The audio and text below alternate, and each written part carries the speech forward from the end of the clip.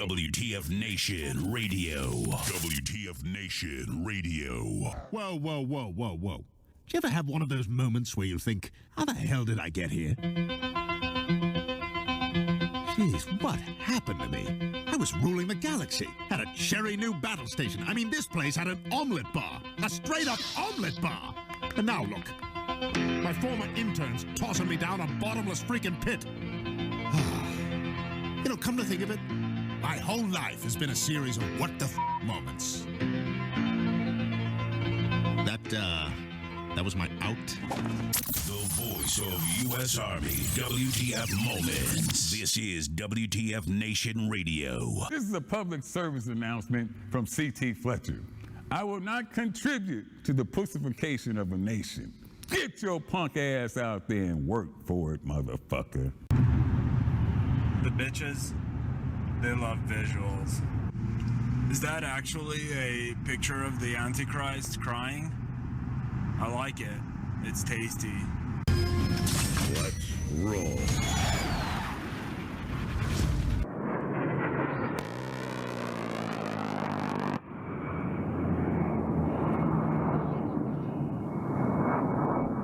Oh man! Woo! Sorry about the lateness there. Our friends at the 82nd Airborne Division asked if they could throw a couple of All-American stuff on there. All-American. All-American Airborne. Rah! Feet knees together. PLF. Broadcasting live from the Functional Veteran Center of Excellence this 21 May 2018. This is the Monday edition with Ice and Flash, giving you all the news, commentary, discussion of what is going on in the realm of news. We can kind of go off the rails. We like to rant a little, but hey, we're here for you. That was a pretty cool video, pretty epic. I guess the 82nd Airborne kicked off their All-American Week this week. You guess? Did you say you guess? I guess, Dear yeah. God, Yeah. their social media has been blowing up. No, dude, it's all. I'll be honest with you. I'm gonna have to say it, man.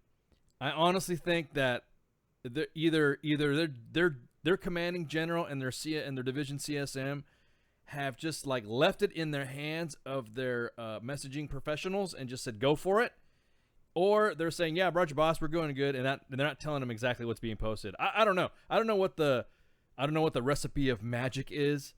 I actually don't care at this point. Yeah, exactly. Keep doing what you're doing. Exactly. This you're is awesome. For all the other divisions out there that have been, priding yourselves when all your Keith Elware wins and stuff like that, you need to step it up because 82nd has been killing the social media game big time. Their Twitter, awesome. Their Facebook, awesome. I actually didn't see if they have an Instagram or not. That's not my. That's not my realm. That's Mud's realm. No, they're actually going to get a Snapchat too. That's what fucking Colonel Buccino said. That they're gonna.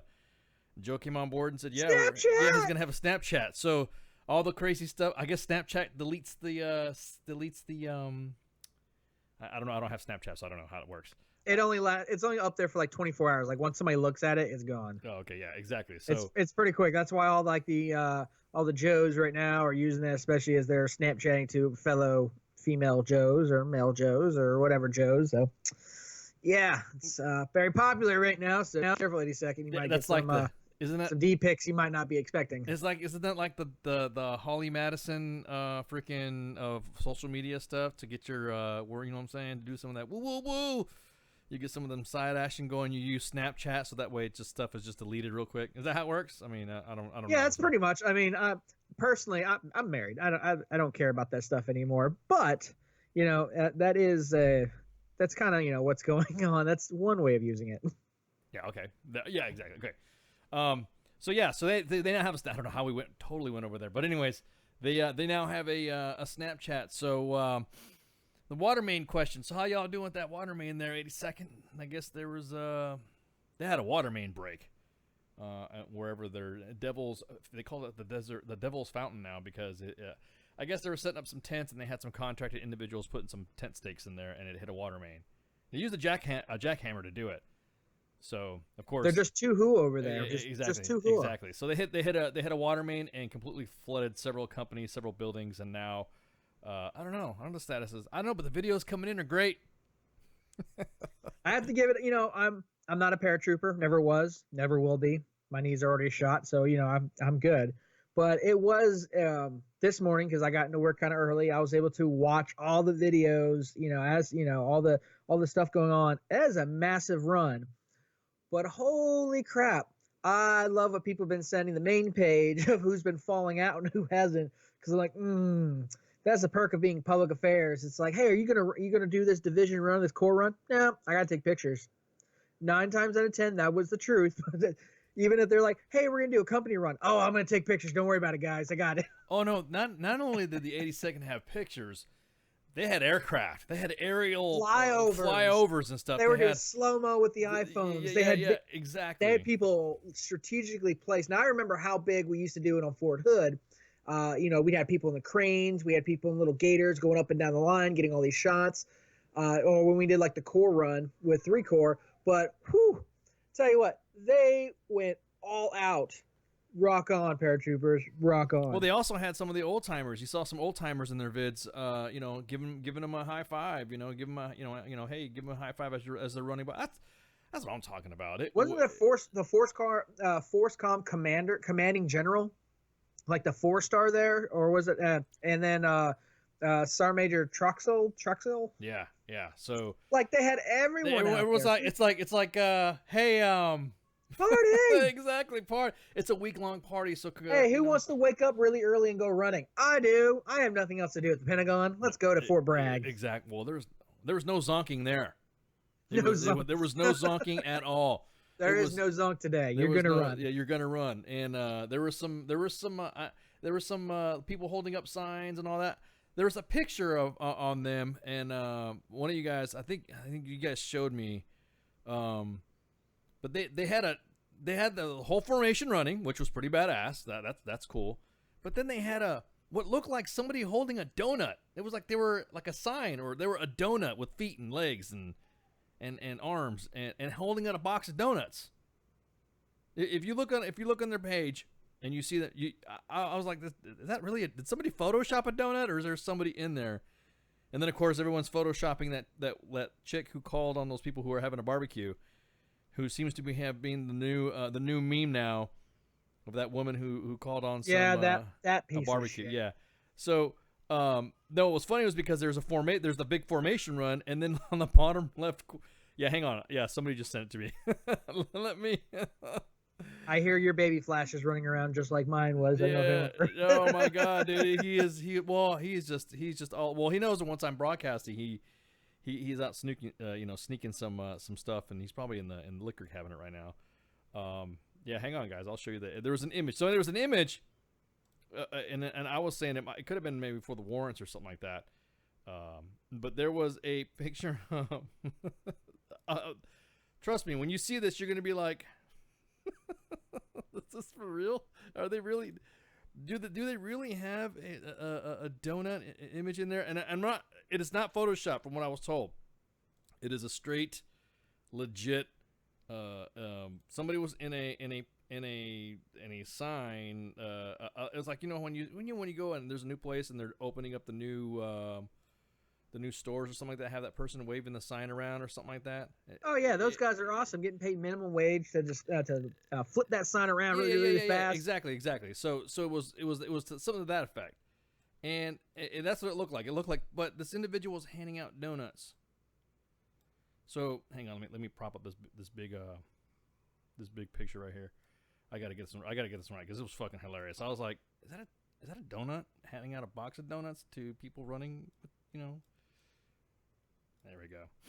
All right, so so if you look at your image on all your streams, Facebook, are we up on Periscope? I think it connected. I think all the streams are rocking and rolling. So look at the donut. Look at the donut, and they're like handing out donuts, and I'm thinking, dude, is that really? At first, like I said, I thought it was a Photoshop, and then other pictures, people were saying no, there was like a Dunkin' Donuts person there, handing out donuts while they were running. So you see everybody running there. So hey, again, congrats, good luck on your All-American rig. I hope you guys have a good time. Fix that water main.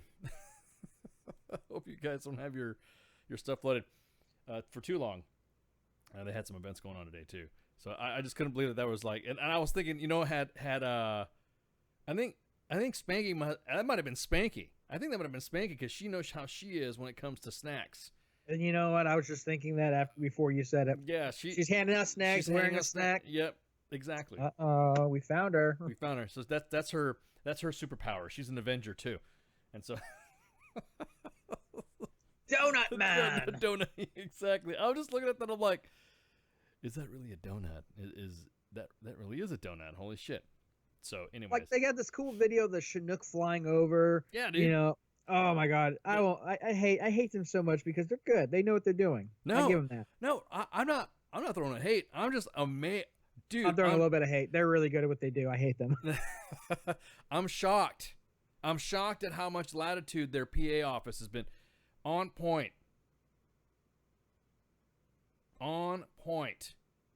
It is one of those things that I cannot, because I've been in the business for a while, and from I don't know somebody at Dimok, Dimphos, Dima, whatever you want to call it, whatever Fort Meade is doing, whoever is doing something up there.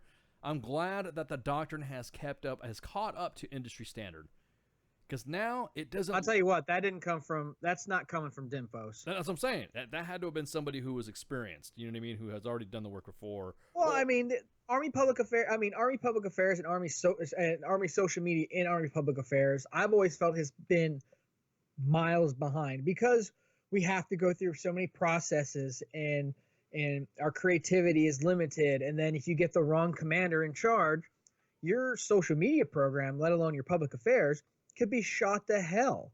I mean, you really have to find the right combination of leaders and PAOs to make things happen. If you get a PAO that just kind of wants to get by with a commander that just doesn't want to do anything on social media, doesn't want to be on WTF, just wants to make sure they stay squeaky clean so they can go to the next ring, then you're going to have a boring social media.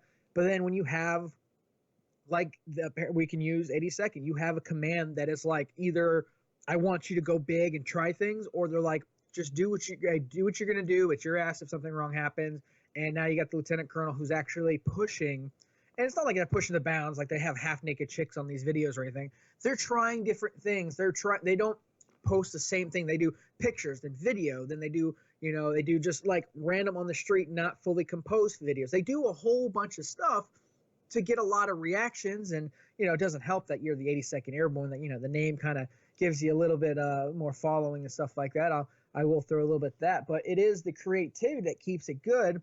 And it's the combination. But if you're like at other locations, like some places on Fort Hood, where the commander is like, I don't want to do things. You're not going to do things. You sit there, be my dance, PAO monkey, dance.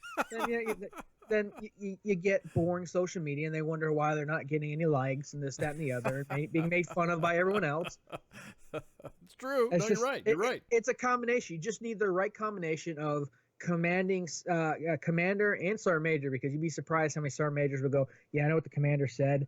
Don't do that. Well, yeah, or the commander or the commander will say something and it's misinterpreted and then thrown out to the troops. Totally wrong what the commander's intent was. But hey, I'm sorry. You have Blackhawks, Apaches, and Chinooks hovering at treetop level over over the Joes running, and I just loud music playing and all that stuff. Dude, I love it. It's just America. Doesn't matter. If you're gonna fork out the money for all the flyovers, you better get that shit on camera and like a mini cameras. That shit was awesome. Oh my god, every camera. It seemed like there was front seat cameras, bottom seat camera, up. Yeah, so it's crazy. So we're getting the we're going through the how can I say this? We're going through the notes that everyone they have a freaking culinary competition. A culinary competition. Hey Joe, Chino, we want to be there for the taste testing. So, fat guys like me can enjoy some of that. We want to the culinary arts competition should include testing the snacks. So hey, on that note, they do a collective culinary arts competition at Fort Lee, Virginia. I got to cover that in one of my capacities, and tell you what, we had folks from a couple different countries, from the Navy, from the Coast Guard, from the Marines. They didn't cook so well because they said they couldn't use crayons. From like the Pacific, Europe, all these other things. Oh my God, we got to the folks that we were there, doing the story for. We're so grateful. They're like, hey, here's the ticket. You get to sit down and actually do like the 4-course meal thing they do. They have a couple that will actually do the big 4-course competition. Banging food. Tell you what, where the hell is this when we're out in the field? They're like, oh yeah, our guys can cook. We were with the sergeant major and his wife, and they're like, oh yeah, our guys cook this all the time. And I wanted to be like, what the hell is the rest of us eating then? God. Well, no, I'm just saying, 82nd. Man, Tom Alexander is like hard to please tonight. Yeah, he is. He's just like, why are we talking about culinary? Dude, it's culinary. Because we want to get invited for Chow. That's what I'm saying. We will go, WTF Nation Radio will go to the next All-American Week, and we will go, and we will be the judges for said testing. We will judge, be part of the competition. I'm in. Yeah, exactly. So I'm definitely in. Get some snack. We'll bring Spanky, you, myself. We'll bring Minx, and bring some of the rest of the crew. Jay Ready. We'll bring them all. Everybody come over to Fort Bragg and do some All-American culinary. I'm just gonna be there for culinary test. I'm not gonna run like that. I'm running days are over. I don't need no running. But yeah, good stuff. 82nd. That's pretty good. I did not know that you guys had a culinary competition, but that's good on you. They also have some of their other events. They have their boxing event and their Army physical fitness stuff. So anyways, so I think we've covered enough of the 82nd today for the rest of the individuals I think we've given enough of a hand job today. Yeah, everyone's like not really, I think they're satisfied. We can move on. Yeah, like, why are we talking about the 82nd? Because they. Okay, look, me and Flash were talking this right before we aired, and I'm just shocked. I feel like I'm in the Twilight Zone right now. That a unit, how about that? That a unit is coming on. A big unit that is coming on board, and saying, hey, yeah, we want to hang out and do some stuff with y'all. And then have no problem having that open conversation with us, and then coming on air and having an open conversation with us. And then it's just like, I was telling Flash, it's like a freaking Twilight Zone, man. I really, pinch me, Flash, pinch me. This is a dream. I totally feel like this is a dream, dude. There's no way. We need more pictures? Is that what you're saying? We need more cowbell, damn it. Yeah, more cowbell. So, anyways, rolling on through, of course. So you said you had a rant you wanted to kick off right before. Yes, right before I left work today, I discovered this video. So, I've talked about this a little bit. I am from the South. Not like Dixie South, like I'm gonna go throw on my Confederate pants and wave my stars and bars and lose my mind. But I am from the great, my family comes from the great state of Georgia. Look to retire there. It's awesome. Well, I came across this video, and you can find it if you hit in the search bar, Golden Chicken. Now, this restaurant called Anzoy, or Ann Smith, one of the two, has created this dish. They use 24-karat edible gold flakes on their chicken, on both their fried chicken and their chicken wings. 50 wings, and you get a bottle of champagne, costs $1,000. Here's my problem. What the fuck? Now, what does it taste like? What do gold wings taste like? Is it like? Well, I mean, have you ever had Gold Slick or Goldschlager or that alcohol? I don't know. But what is it? I was saying, how spicy is it? Well, apparently it's like a honey barbecue sauce, and then they dip it in this like edible.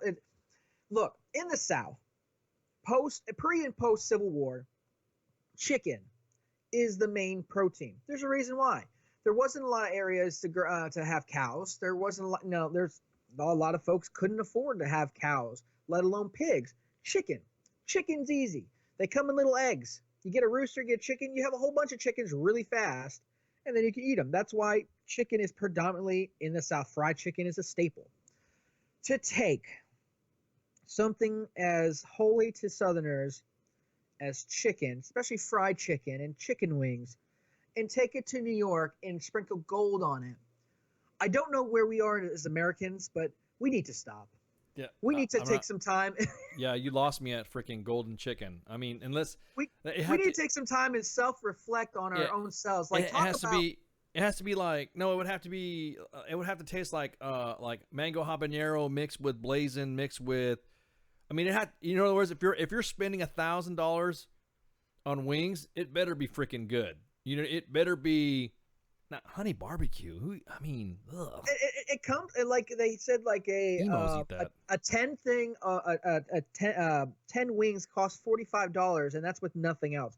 Like, it's, where are we as Americans that there's countries out there that are there's countries out there that are like in the rivers trying to find any piece of gold they can to sell it so they can eat, and we're sitting over here in New York City going, you know what I want to do? Let's take some good old chicken, and we're gonna put some gold on it, and we're gonna eat that. Fuck off. I'm sorry. Like, again, hey, it's your money. You spend it. You do what you want to do. You know, the slightly libertarian part of me is like, hey, it doesn't bug me. You do what you, but I can still rant about it. What the fuck? You got nothing better to do than spend $1,000 on 50 fucking chicken wings and a bottle of champagne. Get your fat ass over to the Buffalo Wild Wings. That's right. That's right. Or the whatever place was outside of Fort Hood or Hooters or wherever. Go get some real chicken wings. Yeah, exactly. Save some money. Have a good time. Don't be so damn pretentious that. How pretentious do you have to be when George Clooney's going to be ordering, well, I'm going to have chicken wings with gold on it? Fuck off, guys. Well, there's just some things you should just stay away from. Chicken wings. Yeah, exactly. That's like the grail. Stay away. No. I can see if it was like that Wagyu beef or Kobe beef, you know, that stuff that's super expensive and like it costs like $50 for a fillet, and you want to, you know, dip that in gold. Cool, you go do your thing. Rock on.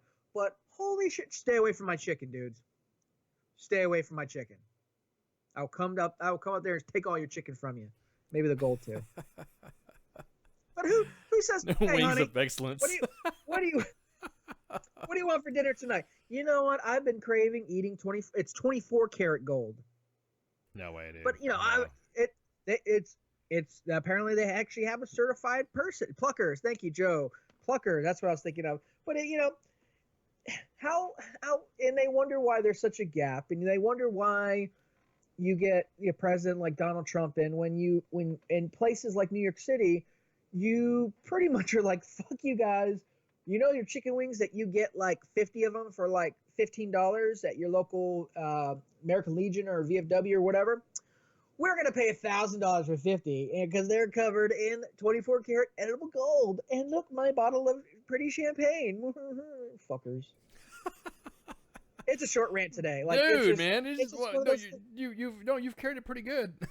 it's one of those things where I had to watch and rewatch and rewatch, and there's like 3 different videos on it, and apparently there's a guy who calls himself the food god, which, oh god, somebody wants to get boot stomped to that guy. Who calls it? I am the food. I am the food god. You really like, are. It's just listening to you, man. You're getting it's chicken. Got it. I love chicken too. Don't get me wrong. I take my stuff seriously.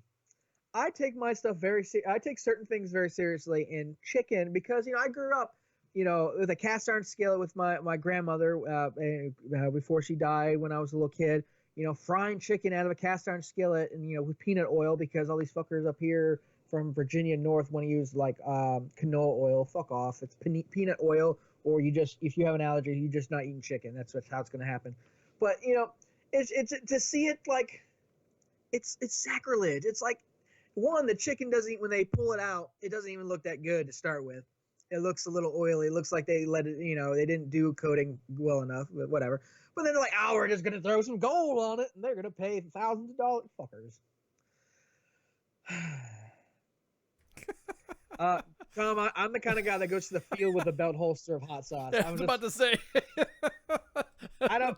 Tom is like, I'm not the kind of guy that goes and gets steak and then puts A1 sauce on it because I punch people like that. Yeah. But I'll tell you what, if I go to the field, I have at least 2 or 3 different hot sauces, and that is no bullshit too. I have 2 or 3 different hot sauces that I will bring with me because, God, I need a little spice because that food has no flavor out there. Exactly. Now Spanky wants a belt holster. Yeah, she wants a belt holster with hot sauce. Well, I mean, come on, a belt buckle that opens up beer bottles. Hell yeah, exactly. Hell yeah. So that's my rant. If you decide to go up to New York City and pay $1,000, But isn't that where for buffalo 50 wings? But buffalo wings come from, right? The Yeah. term come from Buffalo, New York, and they were supposed to make them really hot, right? And all those, all the spiciness came from the different cultures that are up there, right? From Buffalo, New York, So, Fuck Buffalo, New York. so I'm just saying I'm not from there, so I don't know. I'm just merely going on what the legend is, and supposedly that's where all these ethnicities come up. Jamaican jerk chicken, the Boricua stuff. They have their friggin', it's all spicy and stuff, So I've never really heard. Is there Mexicans up in New York? Do they have Mexicans in New York? Only in the kitchens. No. God. I'm sorry. Damn, dude. Damn, that was You mean. really are mean. You really are. You're cranky. Oh man. It's funny because I'm eating my my Ben & Jerry's ice cream right now. You got it wrong. You got it 'Cause I wrong. earned it, damn it. You got it wrong. It's in the Chinese restaurant kitchens. Hey, oh wait, hang on. Where is it at? Real quick. Do I even have this one up here? Yeah, hang on. Bro, Tom. Bro, Mexicans are everywhere. That's right. That's because we piss in it. Good evening, boys and girls. This is Tim Kennedy. I'm a Special Forces sniper, a Ranger qualified Green Beret. There we go. I had to throw the disclaimer out. So Go ahead. I've already thrown the. See, I'm getting some. Somebody's already preparing their dissertation on it. Like WTF Nature Radio, a bunch of misogynist, racist sons of bitches. Yeah, exactly. Yeah, they hate the rich because they want to eat gold chicken. Yeah, they hate everybody, and then they're all this, and they they have no people of color on their staff, even though we do. We have no women on our staff, even though we do. I know why I'm cranky. Because I commute to DC every day. It's I love working in DC. I do some great work. It's fun. The commuting part, if I could just live in my office for the week and then go home on the weekend, it would probably be preferable. Because today on the DC Metro, it's because it's the end of May, it's almost June. Some schools like in the South, they're already like either about to be out of school or out of school. There's we start getting more tourists coming around DC, which is cool. It's cool seeing people coming to DC and seeing the sights and all that stuff. Get off the fucking Metro, because I started going down to my platform, and the smell of tension, body odor, and marijuana was just seeping in. It's just like, oh. And then getting on the Metro, I had a bunch of kids push me. Like, I got on, and it was already packed, and they pushed me almost into the other side, and I almost elbowed. It took everything I had not to elbow one of them in the face, because I didn't know who was behind me, and then there was a bunch of middle schoolers. I'm like, I can't hurt one of them today. Then the Metros were all messed up, and then decide, because one of the things I do is slug, and it means I commute. I get in somebody's car, and they get to go on the expressway and miss all the traffic. I get a free ride. It works out. This lady had the car at like 85 degrees, and it's already hot outside. It's just a lot of things making me cranky today. And then I just saw the chicken, and I went, "Fuck no, it's done. That's it. I need a beer. Where's my beer?" I was about to say, dude, you need a drink. Damn, ice cream's not doing it. Tom said he can imagine Mexicans in the kitchen making the gold flake chicken wings, riding it home to their families. You won't believe these white people eating gold chicken wings. You're right. Talk about first world things right there. People are exactly. South Africa is about to be without water. You are not going to believe this. Where we have to worry about their kids being taken away and sent to these armies and drugged to be warlords and shit in Africa. There's places like in Bosnia and shit where they're still actually getting sniper fire from stupid people and everything's fucking crazy. What are here in the U.S.? Well, we're going to complain about a lot of things, but yeah, we're doing well enough to have gold on our chicken, so there's that. Yeah, exactly. Yeah. Well, the economy's looking up. North Korea's not being a bunch of fucktards. I guess I'm going to go and eat some celebrate this with some golden chicken. Yeah, the gold flake chicken. That's what I'm talking about. Yeah, I mean, you know what? Oh, see, there you go. You had to make a connection to freaking Trump right there. See, there you go. Thanks to Trump, now, it's all Trump's fault that you're eating these freaking chickens. Hey, don't tempt me, Tom. Mimosas are awesome. I don't even care. Mimosas are awesome. Never had them. What? Yeah, never had them. My wife made me go to a brunch with her friends, and it was fine, even though I was the only guy, and I thought there were supposed to be other husbands that are supposed to be forced to go, but apparently they have better constitutions and were able not to. And they're like, "Oh, you should get a mimosa." I was like, "Is it too early to drink gin or whiskey?" And they said, "Oh, have a mimosa," and I drank it. A little fruity, but I'm like, this ain't bad. That was good. It was refreshing. Yay! And after about 4 or 5 of them, I got kind of drunk. Good day. Okay. I became embarrassing very fast at this brunch, but it was good stuff. You mean you were talking more obviously than you were talking already? I don't know that. Hey, so real quick, are you tracking what's going on with this freaking? There's supposedly there was like an informant. What's going on with this fucking informant shit? So apparently, Donald Trump has asked the FBI to give up information that they had an informant in his campaign while he was campaigning. Oh, well, duh, but let's see. I have an article here. President Trump sought to turn the tables on as a commercial pops up. I hate ad choice. Hold on one second. Do. Why are you here? Let's try this again. Okay. President Trump sought to turn the tables on the Obama administration Monday. Motherfucker. Okay, it's gone. I found the X. Oh, you're talking about there's new pop-up ads that are going on. They're like covering the whole page now. Yeah, have you seen those? You will look at this ad. Okay. Yeah, exactly. President Trump sought to turn the tables on the Obama administration Monday after demanding a probe into whether his predecessor's FBI infiltrated his 2016 campaign, pointedly asking what then President Barack Obama knew about the operation while clashing with former CIA boss John Brennan. Following reports detailing how an FBI informant had multiple contacts with members of the Trump campaign, the president said Sunday he'd formally seek a DOJ probe that's Department of Justice, for those not paying attention at home, of whether agents surveyed the campaign for political purposes and whether any such demand came from the Obama administration. While the DOJ swiftly asked the department's inspector general to handle that review, the president turned the spotlight Monday on former President Barack Obama. That's huge. That is, could this be just the ramblings of, could this be Donald Trump just be like, they're out to get me, blah, blah, blah.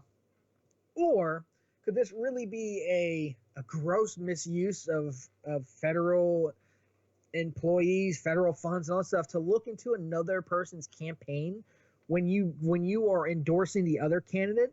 That's to me, just off of what the information, that's some Russia tactics that the former president is possibly being accused of. Yeah, that's what I'm saying. This is like some backdoor shady ass crap. Now we're moving back to where that shit like Putin did with like his people using the KGB to like look into other candidates and shit like that. That's the kind of stuff that President Obama is being accused of, and that's a serious accusation. That's not a little thing. It's not like yeah, but he took my gum off my bus. He had people looking at me, but not Hillary Clinton, even though Hillary Clinton had a whole bunch of other stuff going on. I really think that our government did not want him in there and got everybody involved. I think there's a whole lot more people that are involved in this. And as the thread is being pulled from this giant knit sweater, it is getting discovered. It is getting there's almost like, holy shit, now we have to stop everything, or we have to obstruct. It's almost like they're obstructing justice from obstructing justice to accuse him of obstructing justice. Does that make sense? I mean, it's almost like they're doing this on fucking purpose because they don't want nobody to know, or the American people to know, that our own government, I think, and this is just ICE talking here, I think had a hand in trying to thwart some shit. Because when you, as an agency that work for the people, and you are the U.S. government, and you have an informant in a campaign of the opponent of who you, because think about it, they were all anti-Trumpers in the FBI. Some of them obviously were not Hillary supporters, but they were also mostly never Trumpers. You know what I mean? The majority of them were.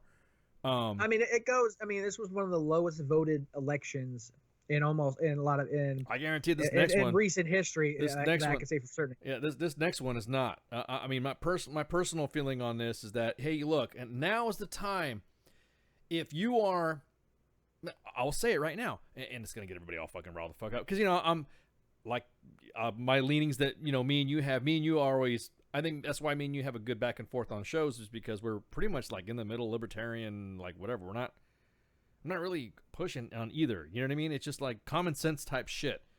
So the solution of having all these bots and having identified of who's truly voting and all that stuff, now it's time to introduce voter ID with a CAC card with a chip in it, just like a CAC card, encrypted. So this is your life card, like the Germans do, or like, because you want to be the Europeans. That's how they smack out a lot of these encrypted stuff that they know for sure it was you that signed it. So for instance, like you have a CAC.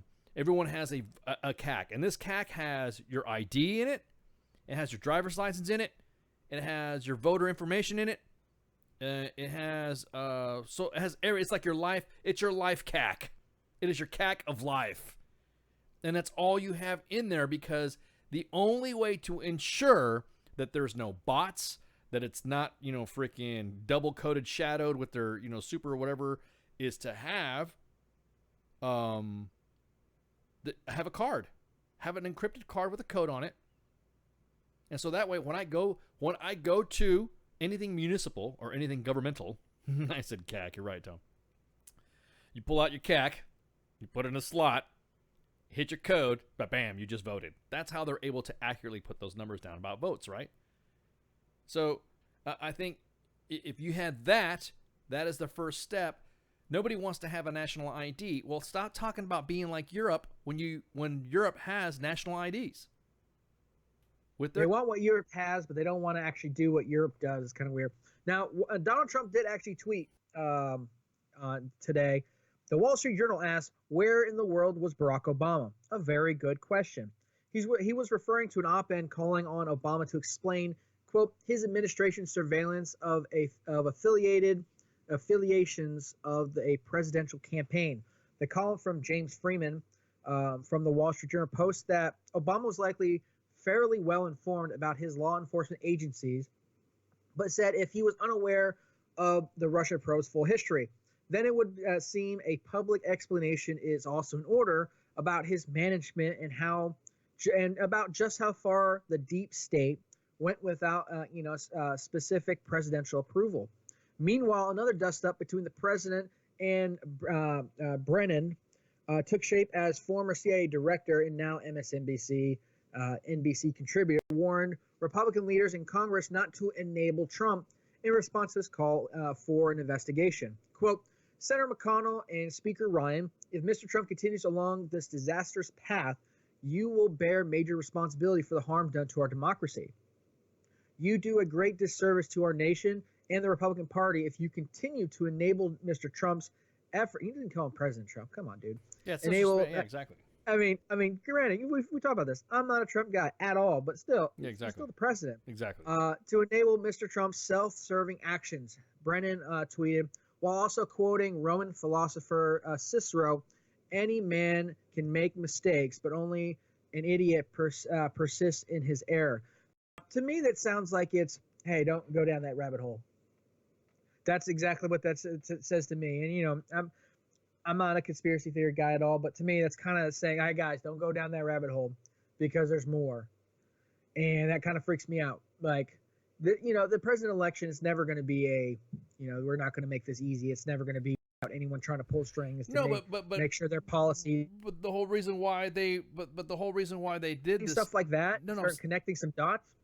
Yeah, but the whole reason why they're doing all these investigations is because immediately they said that the Russians had colluded with this campaign to run into it. Now they're starting to find out that there's no collusion. There's no whatever. This is what everyone's saying.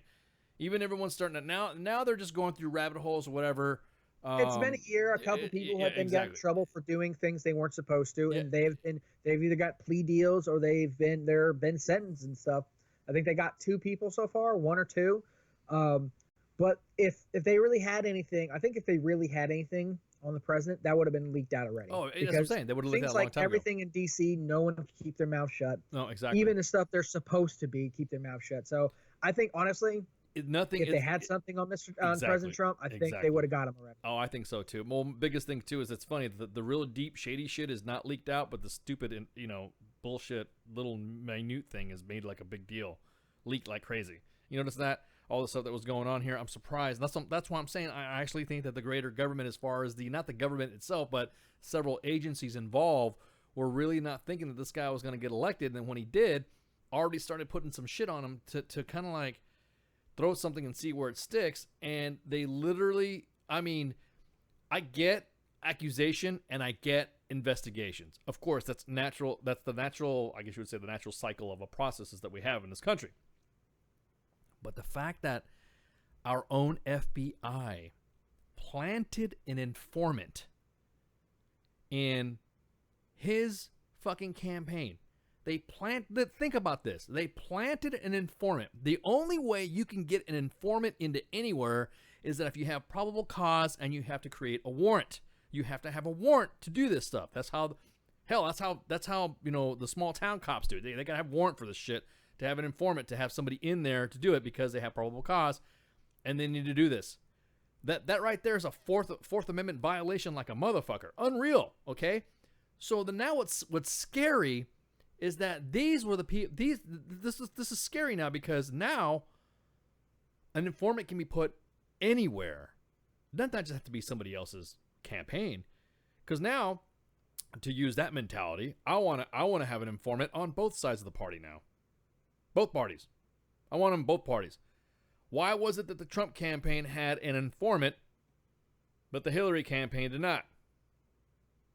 Why did the Trump campaign have an informant for all this and pass all this information when there was truckloads against Hillary? I'll be honest with you.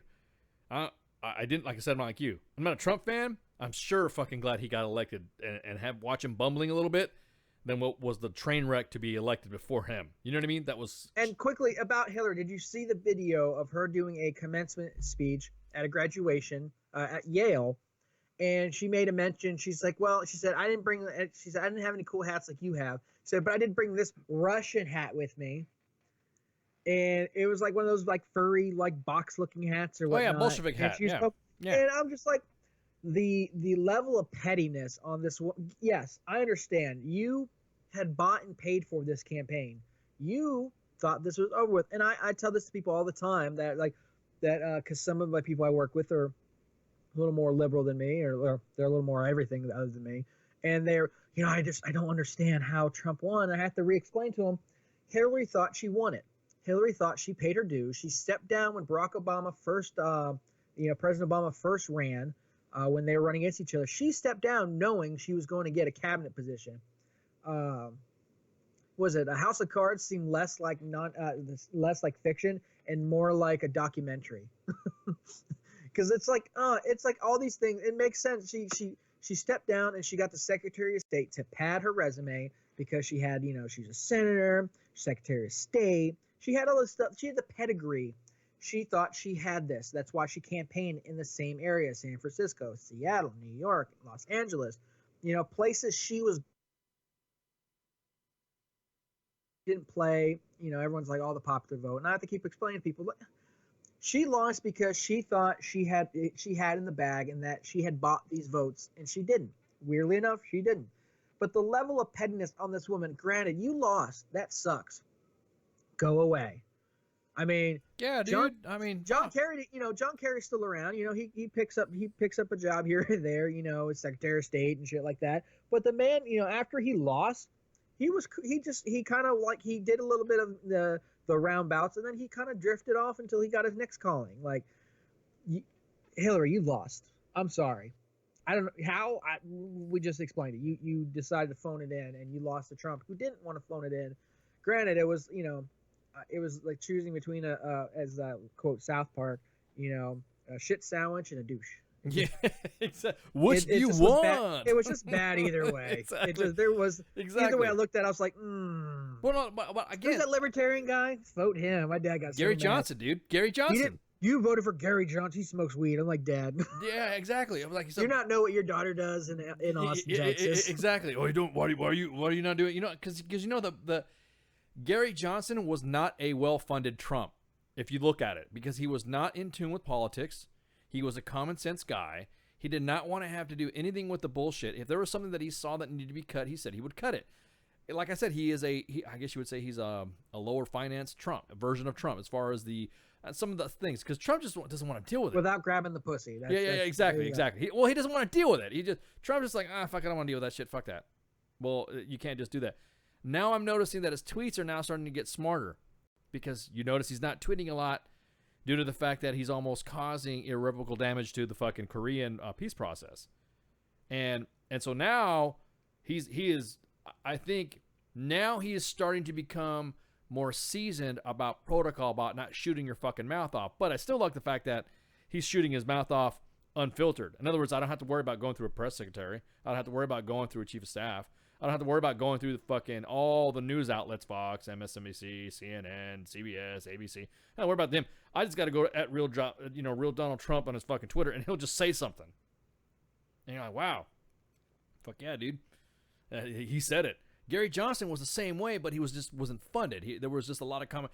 Gary Johnson had more in tune with what the veterans needed to go through. As far, I think, had Gary Johnson been elected, he would have attacked domestic problems a lot faster than the international stuff, like the president did now. You notice the president his first thing he did when he came into office, he launched 37 or 38 or 39 or 45. He launched 45 missiles against fucking Syria because they gassed their people. As soon as he was fucking in, bam, Syria did their gassing. My thing about Trump has always been he has had success in the world sphere, maybe not the greatest success like the rest of Democrats or the rest of the world doesn't like it, but yet you can't say while he has done some stuff that's kind of scratch your head, he's had some success in the international sphere, but what I feel he's failing in domestically. And I think that's something that, Gary Johnson would have fixed. Honestly, I don't understand why Gary Johnson and Jill Stein could not, granted, Jill Stein's a fucking Looney Tune, but still, there's no reason why major political parties, while they're not as major, the Libertarian and Green Party aren't as major as Democrat and Republican, they're still major parties. It's not like the reemergence of the Bull and Moose Party. It's Libertarian Party. They should have gotten a spot on stage, and, who knows? And people are like, people that voted for Hillary, like, you voted for Gary Johnson, you're the reason why Donald Trump got elected. I'm like, no, I voted for Gary Johnson. You can't I voted addition by subtraction. Okay, well, let's everyone's always asked me who I voted for, and I told you before, the precinct that I was at was involved in voter fraud. My vote never got to me to vote for Gary Johnson because it was already voted. Like 50 for fucking Hillary and like 40 for Trump. The precinct was fucking compromised. So I didn't get to vote, and I'm pissed off. That's why I'm pissed off about this shit. Is because there was a process that you were supposed to follow, and I followed it. I followed it to the state that I was going to, to do it. They said, you make sure you do this, make sure your absentee ballots are here, because you're in the military, you have to do absentee ballot and blah blah blah. It didn't matter. It made me feel like my vote did not count. It made me feel like my vote wasn't even stolen for me to vote for Gary Johnson. Now, even though he didn't win or didn't have any primary or whatever, I would have voted for Gary Johnson. But my shit was stolen from me. That's why I was talking about the CAC. If a citizen has a CAC in the United States of America and you have your own specific PIN number, chips are pretty hard to freaking compromise. Yeah, it's hard to keep soldiers to remember their damn CAC number, let alone the American people. Yeah, exactly. Before we go too far down this rabbit hole and run out of time, Donald Trump sent out a series of tweets after former CIA director, quote, John Brennan is panicking. He has disgraced himself. He has disgraced his country. He has disgraced the entire intelligence community. He is the one man who is largely responsible for the destruction of America's faith in the intelligence community and in some of the people at top of the FBI. And this is a continuing, he sent out 3 quotes. Brennan started this entire debacle about President Trump. We now know that Brennan had detailed knowledge of the phony dossier. He didn't have quotation, he had parentheses.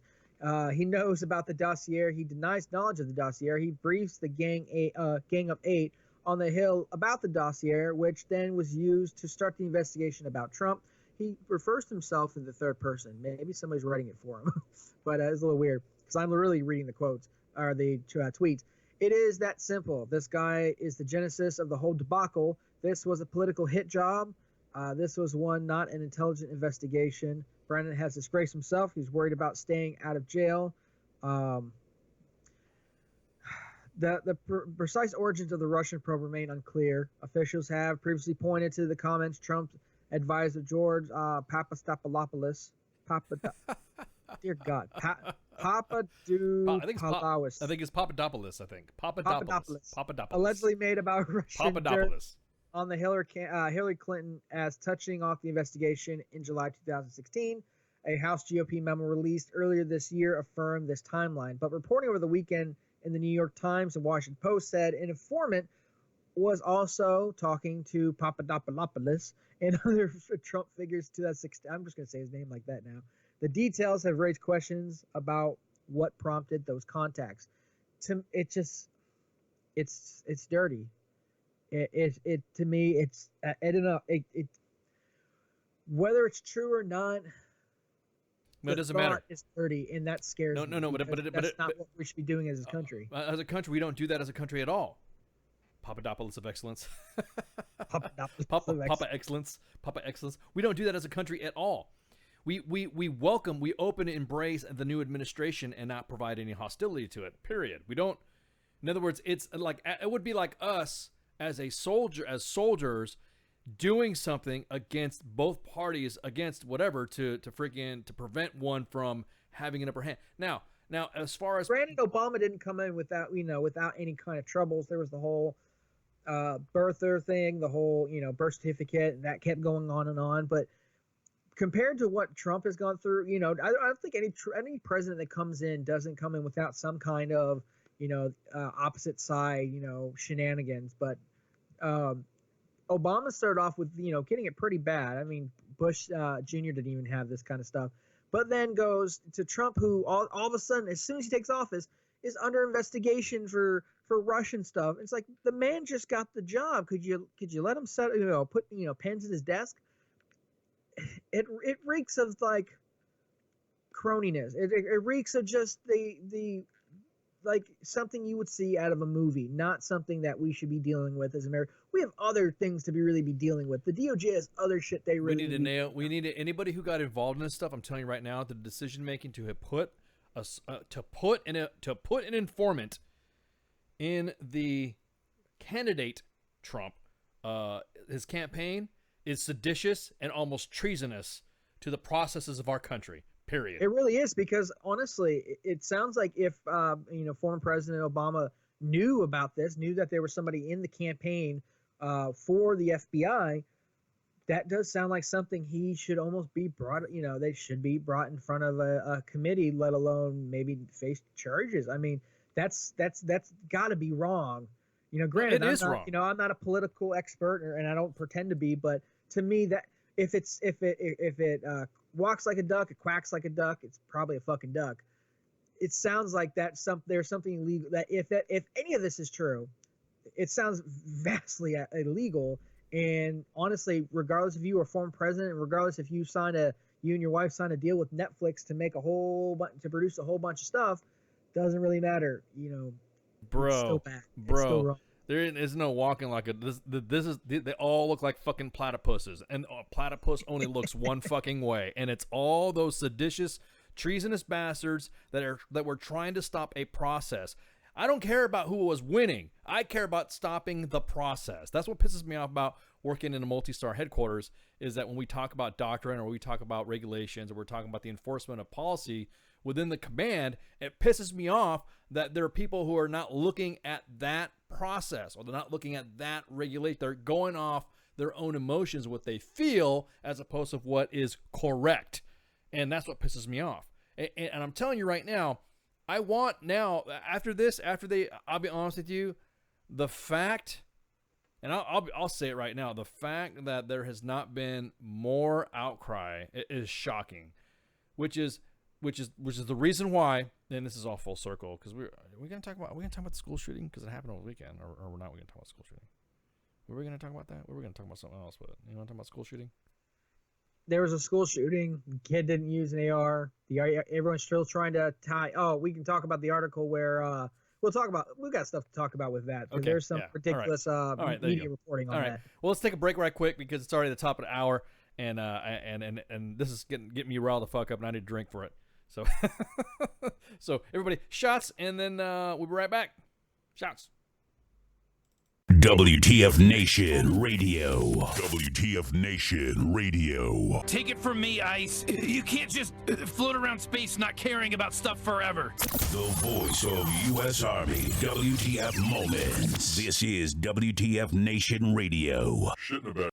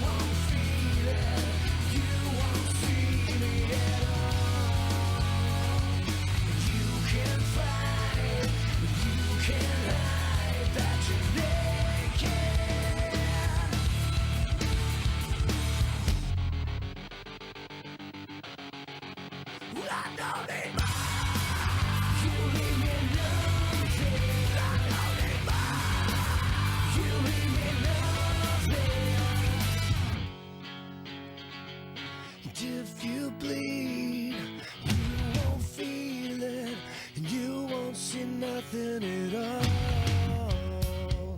And you can fight, you can hide that you're naked.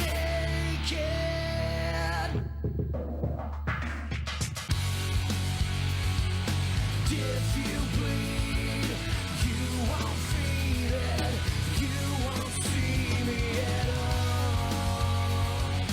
You can fight, you can hide that you're naked. If you bleed, you won't feel it, you won't see me at all. You can fight, you can hide that you're naked.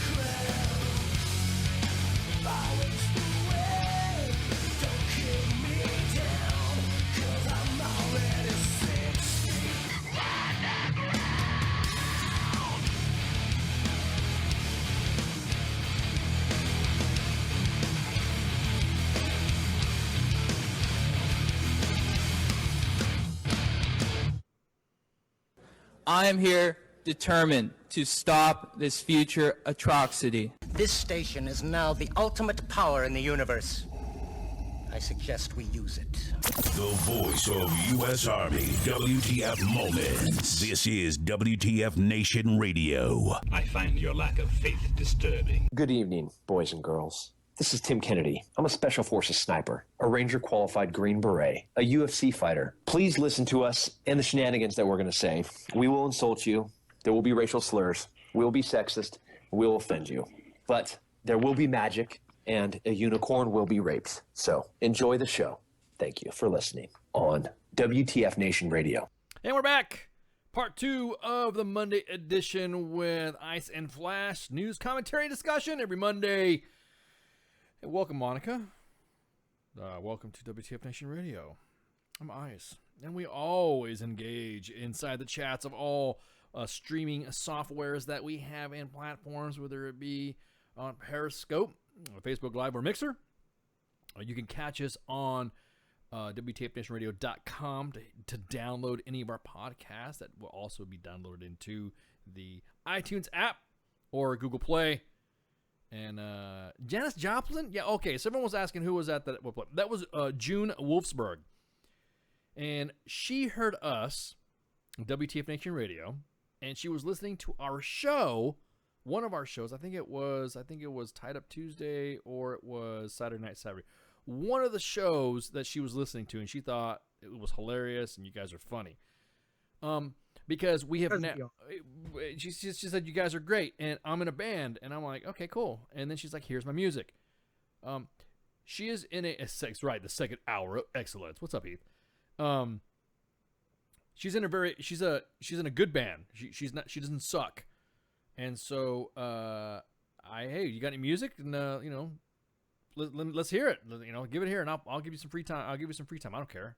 Anybody who wishes to put their any aspiring art, and you got to be good though. It's not like like American Idol, man, where you're gonna sit there and hear people who think they can sing or rap or play. It doesn't matter if you are good, and the staff is like, yeah, play them, then play them. So June Wolfsburg is one of the many guests. That was Rail. We also have Palace and Forensic.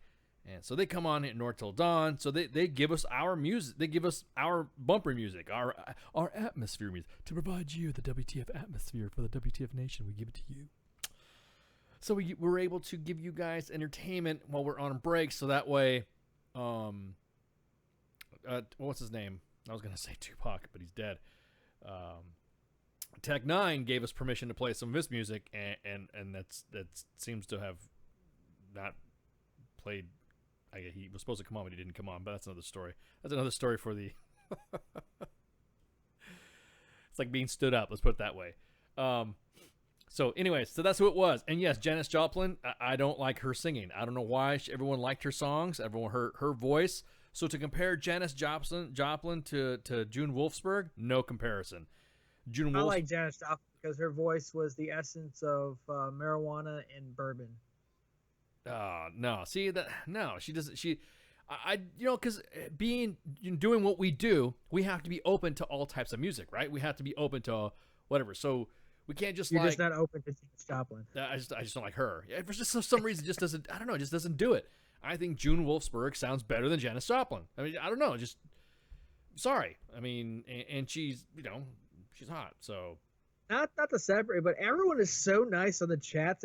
Everyone's saying hi to each other. I know, dude. I know. Hi, Mr. Al. Hi, Heath. Everyone's just y'all are just so nice, and even on the Mixer chat, everyone's so nice today. We need to change that. How do I piss you guys off so y'all start hating on everybody? Well, we're gonna talk about guns, right? We're gonna talk about some golden gun stuff. chicken and guns. Golden chicken and guns. Yeah. So we're gonna talk about the school shooting. What were you gonna talk up? What were you gonna talk up? That you said some highlights from it, because I really didn't want to. I wasn't gonna fucking entertain the. We don't want to go too much into it because it's and I'm not even gonna say the guy, the killer's name, because he, screw this kid. Especially since it came out that he exchanged fires with the cops and then pussied out and threw down his weapons and was taken to custody. That pussy. Apparently this whole thing started because they're saying that part of it is because he was turned down by this girl that he really liked, started getting aggressively pursuing her. and that's probably one of the things they're saying. That's probably one of the things that led to the shooting. If you were living under a rock, on May 18th at the Santa Fe High School in Texas, at least 10 people were shot and killed. Many were wounded in a rampage by this young whippersnapper who apparently might even, because the way the laws are, won't get the death penalty, and probably it might actually be paroled. But that's for another time. And then there was also another shooting later that night in Georgia, not too far away from where my wife's from, at a college at a high school graduation. I believe it was 3 were shot. I think one was dead. So Friday was a terrible day for a lot of people. Graduation, high school is not the time or place where you expect, we're soldiers. We train to be shot at. So that's, to us, it's not, but in high school, you weren't thinking about that. But because I don't want to go, the biggest thing about this is not the shooting itself is horrific. Right? You immediately, the Hog Kid and the Emma girl came out and immediately started doing their thing. Whatever. My thing is, this is, everyone is so trying to get their point of they're trying to make their case for right now. The biggest thing is everyone's trying to push for another assault weapons ban, which is asinine because as most all assault weapons, you need a tax stamp and stuff like that for a true assault weapon. What they mean is semi-automatic rifles and a assault style weapons like your AR-15, which is the most commonly used one, but dear God, that's just a type. That there's Colt makes the same type of semi-automatic. But anyways, so I'm a big thing, as public affair, just media. We do a lot. That's what the radio is. That's what we do at WTF Nation Radio. Is we're about the media more than anything else. And one of the things that came in is what I feel is journalism trying to do some journalists trying to do whatever they can to make their point, even if it has nothing to do with what they're talking about. Here's a Washington Post article, because those great people over there. You can do anything. That's the headline. You can do this with anything. Santa Fe shooting suspect's choice of guns complicates debate over assault rifles. Let me prepare myself for this bullshit. Las Vegas introduced Americans to the rapid-fire lethality of bump stocks. Parkland reminded the public how quickly someone can inflict mass carnage with an AR-15, the weapon of choice in many rampages. But Friday's shooting at Santa Fe High School, which left 10 dead, was carried out with a pistol, a revolver, and a shotgun, a sawed-off shotgun, firearms that even gun control advocates generally regard as utilitarian. Ugh. The reality that weapons not included in the proposed assault rifle ban can still exact a double-digit death toll further complicates a wrenching national debate about how to prevent further tragedies. That's true. That weapons other than assault rifles can kill many at once, conceded Avery W. Gardner, co-president of the Brady Campaign to Prevent Gun Violence, which favors a federal ban on assault rifles, but not shotguns or pistols. Gardner added, however, the reason most mass shootings are conducted with assault weapons is that the shooter know full well that what weapon to select if they want to kill the most amount of people in the shortest amount of time possible, and that AR-15 style guns, I hate gun. I hate when people use gun. With a large capacity magazine. If this shooter had one of those, quite likely there would be even more deaths, injuries, but we don't know. Here's my problem. This isn't anything about the AR-15. This isn't about semi-automatic weapons at all. This is a kid who used a shotgun, a sawed-off shotgun, which is illegal, but the law should have prevented him, right? And a revolver. Oh, wait, the kid was 17. He should have had his hands on any of this stuff, which is against the law, right? Going on to a gun-free zone, which is against the law, right? And this is just one of many articles that have been pushed out where they're trying to push back, put the AR-15 back into the conversation. This shooting had nothing to do with an AR-15 style weapon at all, or assault weapons, or bump stocks. It did not fit the agenda. It did not fit the talking points of anti-gun people, because as soon as I like to think there's certain types of people when they, because we've had a bunch of these recently, which is it's incredibly saddening. But every time there's a shooting, I immediately try to figure out how many, where, and then I find myself, and as I regrettably say it, I find myself going, what did he use? Because, you automatically go how far of a fight we're going to have again. It's a tragedy. It's terrible. I hate any kind of loss of life. One reason why I joined the Army was to try to prevent that as much as possible. Of course, in public affairs, I chose public affairs, so I didn't really do anything. But still, you don't want anyone to get hurt. But I find myself, regrettably, what weapon did they use? And then, lo and behold, this time, shotgun and revolver.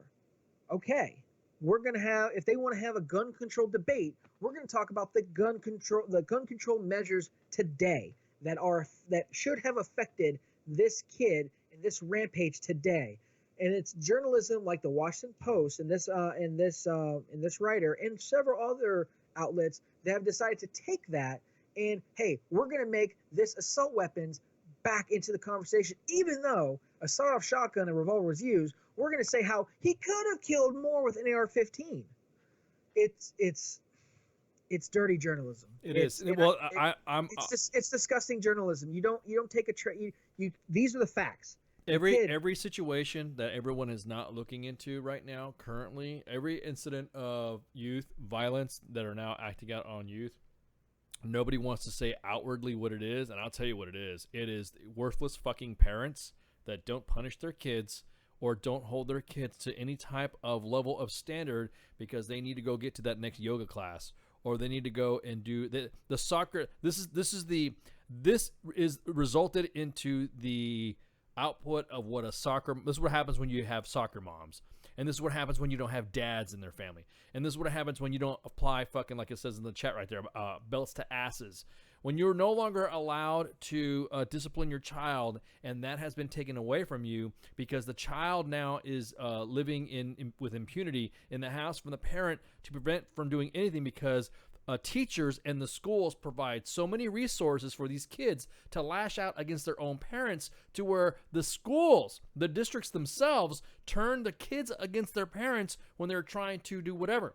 This shit stick had a crush on a chick, right? Now this is how much of how kids can be cruel. Kids have the politics of insects. They're brutal. They don't give a shit.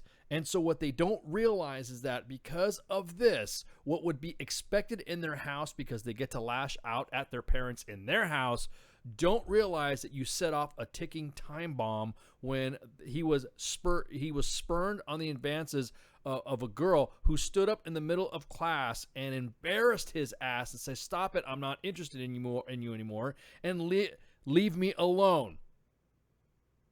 That is what everyone is saying, what no one wants to leave, that this kid was, again, every single one of these kids were loners, they were bullied, they were involved with some type of psychotropic drugs, and their parents did not pay attention. Somebody tried to bring up Sandy Hook, somebody tried to bring up, all these little shits.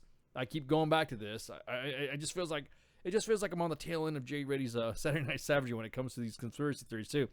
All of it is the use of psychotropic drugs and mind-altering prescription medicines to control kids, because parents are not allowed to beat the crap. I wouldn't say beat the crap, but to handle their kids. I get plenty of... Hell, I mean, these days, what's parenting kids right now? iPads, Xboxes? I can't tell you. Netflix? I can't tell you what parenting kids right now is, because... Exactly that. See, the thing is with my kids is we have a level of, we have reading time. We also have like PT time. The kids, run with me, walk with me, do sports or whatever. We go, go to the go-kart track, or we go to putt-putt, or we go to our arcade, or we're hanging out. We go do, day trips and stuff like that. And the Xbox time, of course there's Xbox time, but they're not sitting there and they're not being droned. Let's put it that way. You know what I mean? They're not being droned. The channel's up, and then that's it. And I'm off doing whatever. I'm out goofing off and not worrying about why my kid is not oh, well, why is my kid doing that? Why is he being taught to always constantly going in the fucking trash?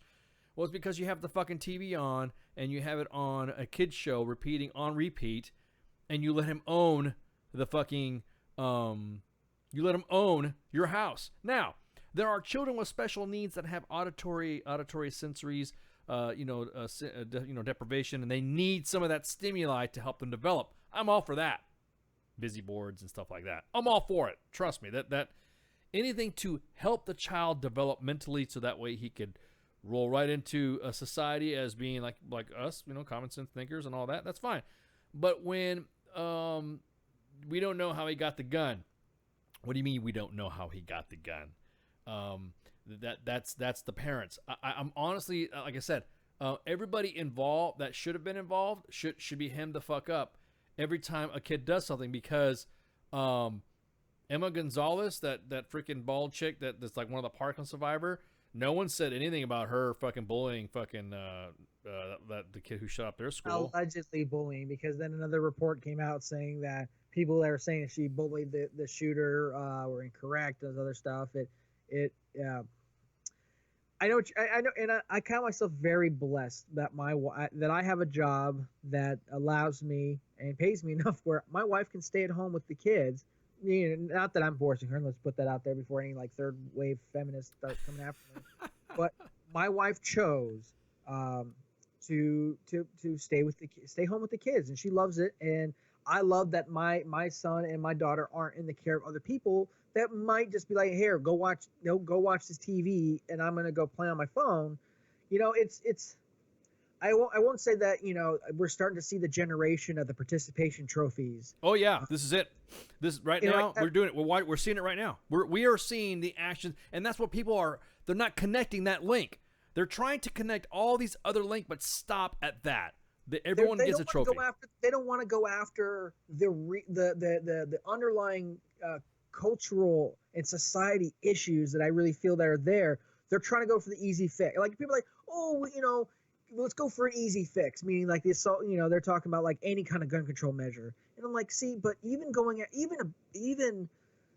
deciding to go after assault, say they passed an assault weapons ban, which would be AR-15 style weapons, then they're still not addressing the problem. The problem is parents aren't there anymore. People are losing their minds. Oh, we should hold gun manufacturers responsible for things like this. Why? Their guns did their job. They killed people. They killed things. That's true. That's true. You're right. You're right. The current senator or Congressman Tim Kaine.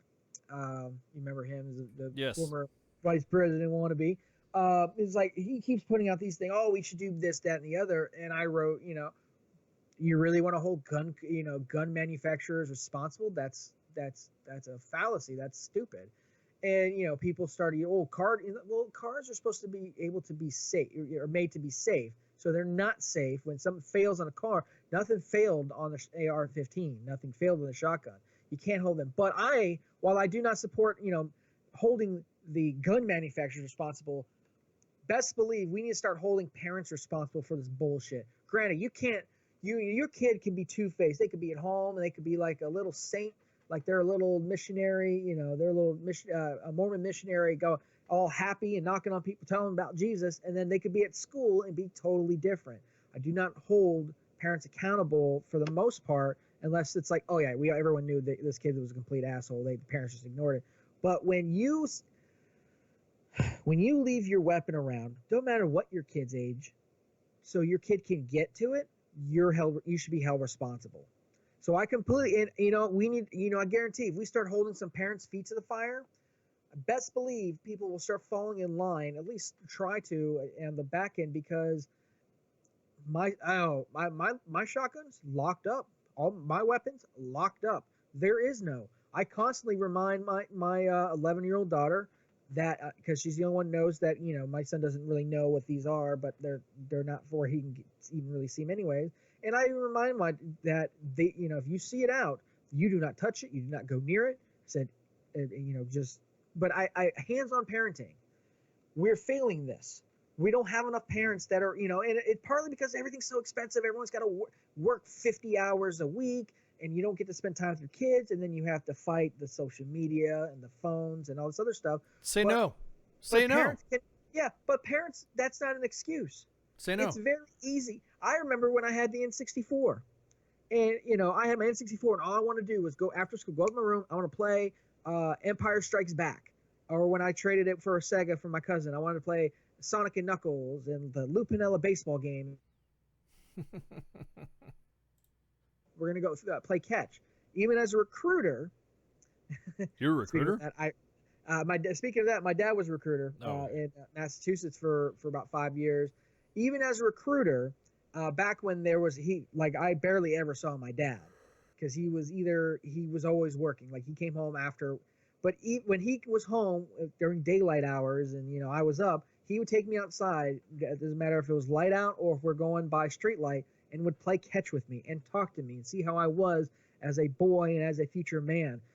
We're not even doing that these days. I think there's some, and I don't think this is all parents. I think a lot of parents are doing their best, but the problem is it's not a standard everyone is holding, and it's having deadly consequences because we're at an age where everyone wants their 15 minutes of fame.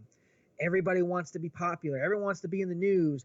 Everybody wants to be Aaron Judge hitting a home run center field against the Texans that just happened. Boom. But everyone wants to, that's why one of the reasons why I saw how I slipped in there. Go Yankees. That's one reason why they said stop saying the shooter's name, because they don't want to inspire other people that have mental problems that want to, I'm done with it. Get their 5 minutes of fame. You don't sit there now. Now you're getting to the point where you're not even describing who the fuck it is. Now you got to be careful what you talk. Exactly that cause. How about locking up the father for not securing their firearms in the presence of the minor? That father needs to be in jail just as well as his son, because he's an accomplice. As far as I'm concerned, he's an accomplice or accessory. Accessory. To me, he's an accessory and should be held liable, both financially and honestly. That man needs to be in jail for not locking up his shot. Now, granted, I want to know, was the shotgun? One of the questions I have is, was the shotgun sawed off before or after the kid got a hold of it? It was sawed off after. It was sawed off after. Yeah. That means this kid had this weapon for more than just a little bit. It wasn't just a quick grab the guns and run to the school. It takes some time to saw those off. Correct. They don't make them so they break easy. But still, that's where were the parents in all of this? Why wasn't the dad talking? Hey, I know this sucks. I'm so sorry that you got embarrassed like hell. Let's go here. Let me go buy you a Playboy and let's talk about it or something. It's not. It might not be. It might not be proper parenting, but that's what I'm saying. You don't talk to your kids. You don't talk to your kids. Yeah, exactly. You gotta be present. You don't talk to your kids at all. That's how you don't know what stuff's going on. I've talked to my older ones. Facebook doesn't count as parenting, people. Exactly. You think you know your kids only through Facebook? That does not count. I have talked to my older ones, and some things that have come out of my kids' mouth. Sometimes I'm like, whoa, you don't really mean that. You're just upset or whatever. You don't really say that. You don't really mean that, do you? And then they're like, no. Okay, well then, you shouldn't say something like that. What's the issue? And then I kind of get to, I stop what I'm doing. I literally, I'll take the extra trip or I'll take an extra few minutes, or we'll stop to get a shake or something like that. I want to know, and we sit there and work it out, talk to it. And if you don't want to talk to mom about it, it's okay, man. That dad rules apply. There's no big deal. You can talk to me about anything you want. And I'm not going to judge, because it's my job to, coach, train, and mentor as your dad. And so if there's anything that she's going to say that's going to, I guess, or them, because they're, I got one that's in her 20s, and and then she says anything that clues me in on something, I'm going to ask, everything all right? Everything going good? Blah, blah, blah, blah. We've had plenty of heart-to-hearts, and was, I guess you could say, people will be surprised when there's just been a couple of texts just by a feeling that I get. And it's that dad feeling, and I would text her, "Are you okay? Everything all right?" Blah blah blah. And then I'd pick up the phone, call her, and hey, what's going on? Blah blah blah. And we sit there and shoot the shit. What's going on?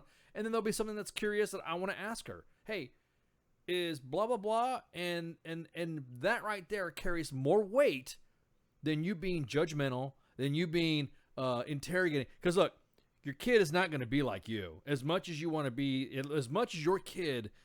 Especially when you have girls, especially if your kid, if you want to mold that kid, well, my kid's going to be in the military just like me, because I have friends, And they really, really push their kids to be like, dude, your kid's not going to be a jock. The kid can't even throw a fucking baseball, let alone a football. You're not expecting him to. He's not going to win the big game. However, he's pretty good in track. He runs pretty good. I think he'd be better. No, he needs to do this, and he needs to go to VMI, and they get to this, I went to West Point, and he's gonna go to West Point. They have that expectation that probably back in the day with no social media, yeah, probably there was no external presence. Now, shit, kids are plugged in like crazy. The more we go, the more of these tragedies that happen.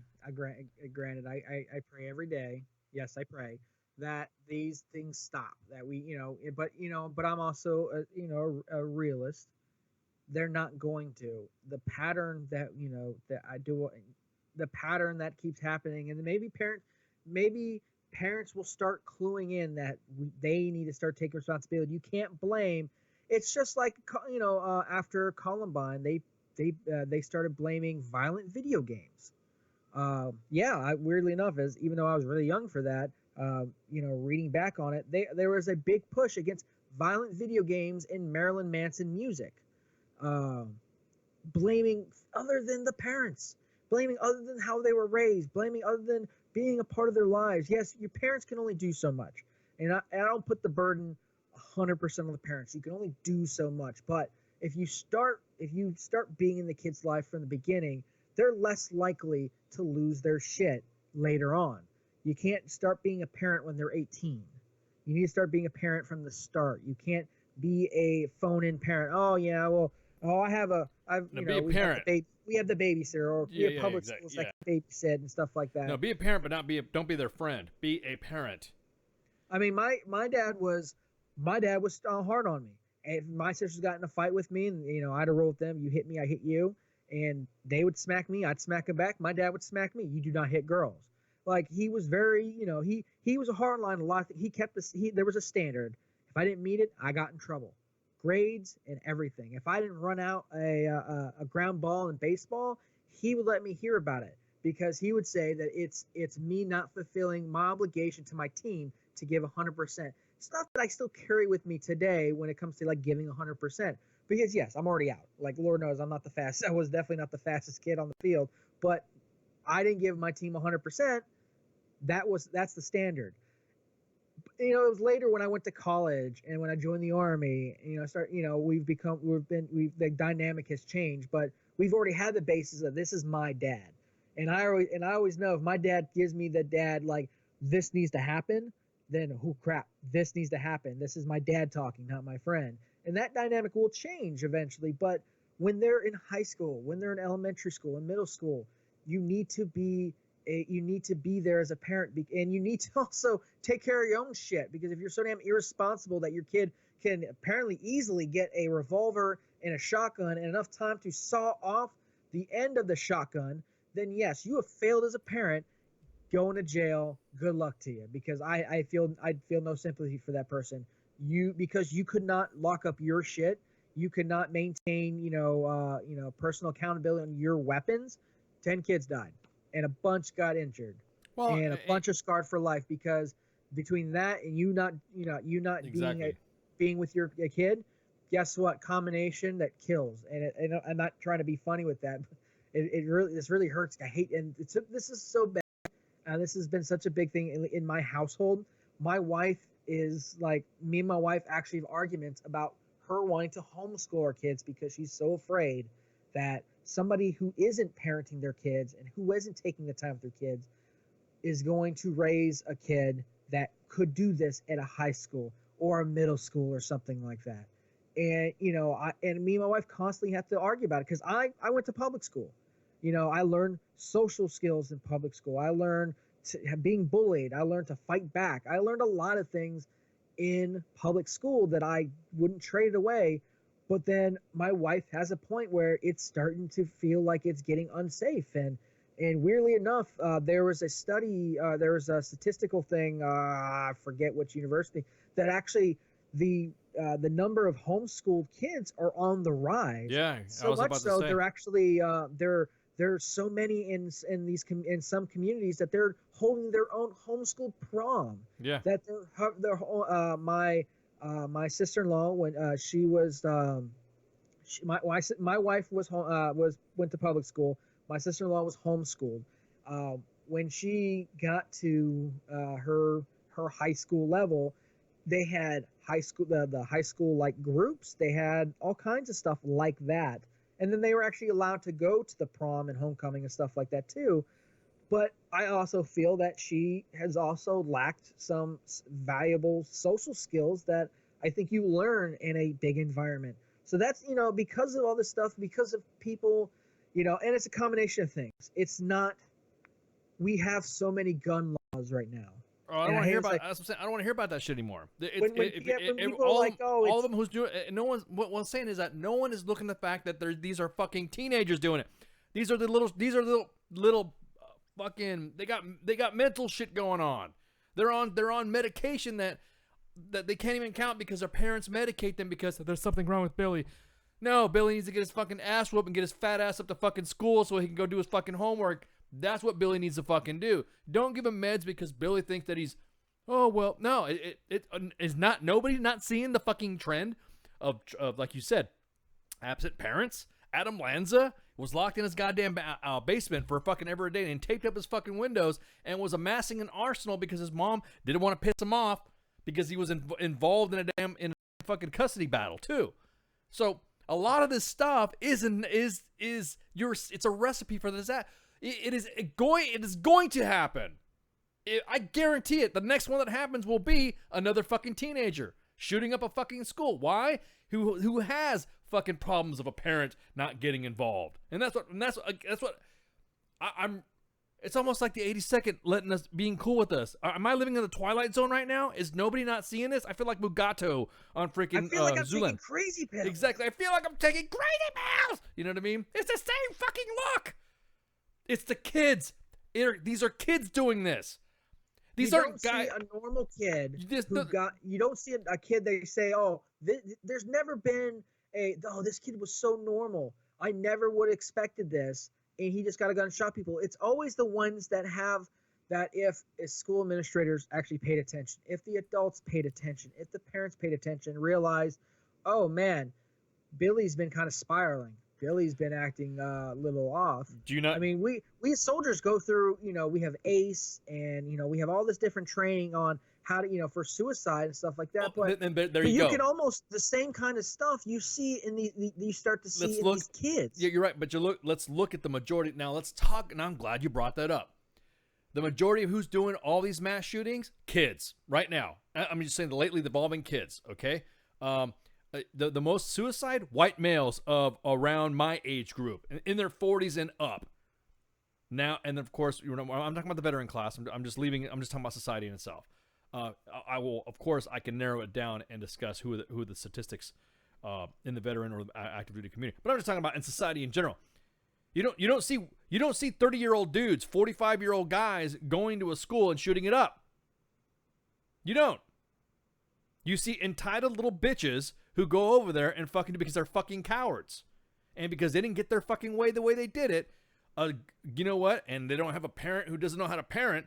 Get a taste of real fucking life when you get rejected. I mean, I've been divorced so many times. I'm the king of rejection. I just sloughed that off water like a duck and off a duck's back. You're very right. These school shootings aren't adults. Except the Parkland school kid. Wasn't he 19? Like he was just out of high school. No, he was in high school. Was he in high school?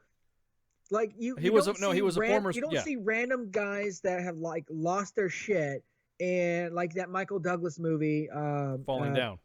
Did just lost his shit and just walked into a school and started like destroying people. These are kids in these communities and go to these schools. Maybe if and it's sad to say, and I take this with a grain of salt. Don't take it for face value. maybe some of these kids, especially like middle schoolers that are seeing what's happening and seeing that, oh, these kids are being bullied as horrible to each other because they're worried, maybe if I pick on that kid too much, he's going to actually blow my head off with a shotgun. You know, I don't know if you need to set by example. It's a lot of things that go into this. It is not just one. To me, if anyone gets anything out to what Flash is saying today, it's not one specific thing that you can point to. This is the reason why kids like the one in Santa Fe, Texas, why this kid did it. It's Kids. multiple things. Well, all these kids. Always It's kids. multiple things. It's not it. And to We need to do pick- something about these kids. That's what it is. To me, These kids it's are ruining it. These kids are ruining it for me. I like to have weapons. I like to have guns. I am a weapons aficionado. I collect weapons all the way from the end of World War II up to now, and I love them. I love old weapons. I'm an enthusiast. I'm a ballistic enthusiast. So, little shits like that are ruining my fucking chi. asinine. Yeah, they're It's really fucking with my chi. asinine to just blame a piece of machinery. I mean, they a lot of people every time there's a shooting or a big shooting, everyone starts. They bring up an article from like 3 years ago. This Chinese guy who stabbed like 40 something people with a knife, and stuff like that. Oh, yes. And while I'm like, that's outdated, and please stop using that for a current thing. But granted, this is a machine. This is a weapon. Funny enough, my shotgun is locked and loaded in my house. So in case you want to track down Flash, it's locked and loaded. It's been locked and loaded for quite some time now. I only take it out to shoot it, familiarization, clean it, oil it, stuff like that. Other than that, it stays. Weirdly enough, it does not do a damn thing. It doesn't move. It doesn't shoot itself. It doesn't do shit. It takes people. It takes people, and it takes a lot to push somebody. I mean, hell, it takes a lot to even get a soldier in the mind frame of going down range that they might have to take a life. It takes a lot to push a soldier to get to that point. Oh yeah, exactly. Just to be, Well, once you get, Grunt, guess what? Your job is to actually take lives, and once it takes a. Imagine how much it takes to get a kid in high school to the point where he's ready to kill the people that he sees every day in school. Because they're not taught right from wrong and taught about the value of life to begin with. You know what I mean? They're not seeing it as a consequential event. They're not looking at it that way because they've not have had an inch of their life beat the fuck out of when they were being raised. You know what I mean? Like I said, these little shits are ruining my chi. They're fucking up my ballistic enthusiasm that I have for the type of accoutrements and accessories that I like to collect. And it makes me even more mad when I didn't fuck with you, don't fuck with me, and all of a sudden you think that what I own is incorrect because you're too scared or not man enough or American enough to own one or fire one or whatever. I look at the kids. It's the kids. Texting and driving. Hey, you know what's going to happen? I think next month or something like that. I got a tip. Georgia's going to pass a hand in phone. You're wrong law. If you're in the state of Georgia and you're not, if you do not have a legit Bluetooth device, like if you're holding your phone, because some states, if you hold your phone up on a speaker, it's okay. It's considered hands free. Not in the state of Georgia. I think it's New York's the same way. It's like you have to have complete. I got pulled over. I was with my dad because my grandfather was in the hospital. He's fine now, but we went and I drove to go and get beer for my uncles because they want to drink and spend time with my grandmother because my grandfather kicked us out of the hospital. And I was holding my phone up as a speaker, and I got pulled over. And the cop's like, this is the law. And I was like, I'm from Virginia. We don't have that. And he gave me a warning. He's like, you're good to go. Just, you need to not be holding it. I mean, they're smart. I'm glad Georgia's doing that. Well, I'm saying, but that the fine should go higher if you're a teenage driver. If you are a teenager, if you are underage, because just like specific rules when it comes to insurance policies, if you're under 25, right, that's when you pay the most insurance. The same should go. Like I said, kids, if you really want to go this far, if you really want to raise the legal limit to own a fucking weapon, fine. across the board for everything for your asses now, because it has actually the same lethality and the same statistics, if not higher, for you to have a driver's license. So the age hey, tobacco kills. You can out 21. masturbate yourself. You can 21. lose your money with 21. gambling. 21, and you got to get a CAC. 21 to vote, 21 to The drive. CAC of excellence. The CAC of excellence. 21 to vote, 21. It would be that. Yeah, the CAC. It would be the CAC of excellence. It would be the WTF Nation CAC of excellence, where it ensures that you could vote, you could drive, you can drink, you could buy. You know, it was like on Total Recall when they did the identity thing, and he was at the hotel and he checked into the hotel and he put his thumb on there, and the guy looks at the guy and goes, "Identification, please." "Oh, I'm sorry," and he puts his thumb on there. It has to be that way now. So now, sorry, you're not 21. You can't vote. Sorry, you can't drive. You can't even have a license. As a matter of fact, you can't even drink. You can't even own a phone. Let's do this. Yes, I'm all about it. I'm saying this because, you know, I'm in my, you know, pushing 50s and shit, and I got mine. I've got mine. So I have no problem with that. If it means you're going to ruin and piss off your peers to the point, because as I said about children and having the politics of insects, they will turn on each other bad. You think old white and mixed races as old people in Congress fight? You've never seen children. You've never seen children in like a preschool gang up on one kid and have at it. You've never seen politics get to the point where they will turn on a dime against you. It's just like Lord of the fucking Flies. If you see the movie Lord of the Flies, it's fucking awesome. It shows the savageness of kids. And what if you're in the military? Well, I'm glad you brought that up, Pookie. If you have served honorably or currently serving in the United States military, bam, you get to have, and no matter what age, you're exempt. Or unless you're a member of law enforcement. As a matter of fact, they should lower the age of law enforcement to 18. If you're going to be using a life or death situation with the military, then they should lower the age of entrance to be in law enforcement to 18. Or if you want to lower the voting age to 16, then we lower the military age and the draft as well. Let's do it. I'm all for it. Let's go. Fucking balls nasty. Let's do it. If you've been in the military and you serve or currently serving and you serve honorably, bam, you get it. As a matter of fact, you get to keep the gun you were issued. I don't know if I want to do that, but you know, because some of the weapons that we have in the military, some of them are cool, some of them suck. I know some of the weapons that I carried. The Beretta still sucks. The Beretta sucks. Oh God, the Beretta sucks. Ugh. But yeah, let's do it. Let's. If you want to have it's back and forth, give and take. I'm all about compromise as long as it makes sense. You can't just say you can't have that gun. Why? Well, because you can't have it. No, why can't I have it? Give me there has to be something that's logical. In other words, if it was something to have put this weapon into production and into the community and authorized for use, since we want to go against the Gun Control Act, which none of the weapons that we have currently in the system, unless you have a Class 3 FFL license tax stamp to own a fully automatic weapon, that applies to every weapon that is currently sold in the commercial market right now. I'm just talking about those. You don't have to worry about it, right? So that means you have to justify to me why I need to not own it.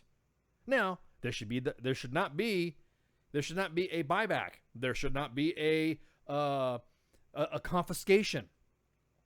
I'd like to see a confiscation in the U.S. happen. It ain't gonna happen. You brought on a point that I want to make sure I don't miss. One thing I hate, and I use that word very conservatively, is why do you need an AR-15?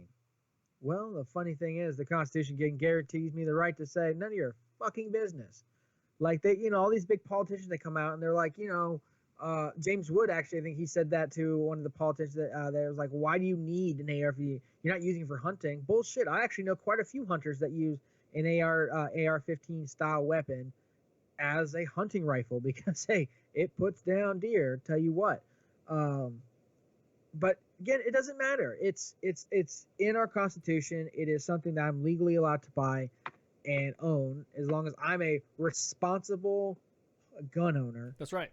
I say responsible because That's when right. you have gun owners like this, the dad of the shooter, who apparently wasn't responsible. exactly that. Responsibility is not just being tactical, and Exactly. having all the grunt style and grunt style shirts and cargo pants. Did And, you just say you that? know, 511 did. pants, Under Armour shirt, and the tactical hat and Yeah. the Oakley glasses, even though I have Oakley glasses. and a Cento watch.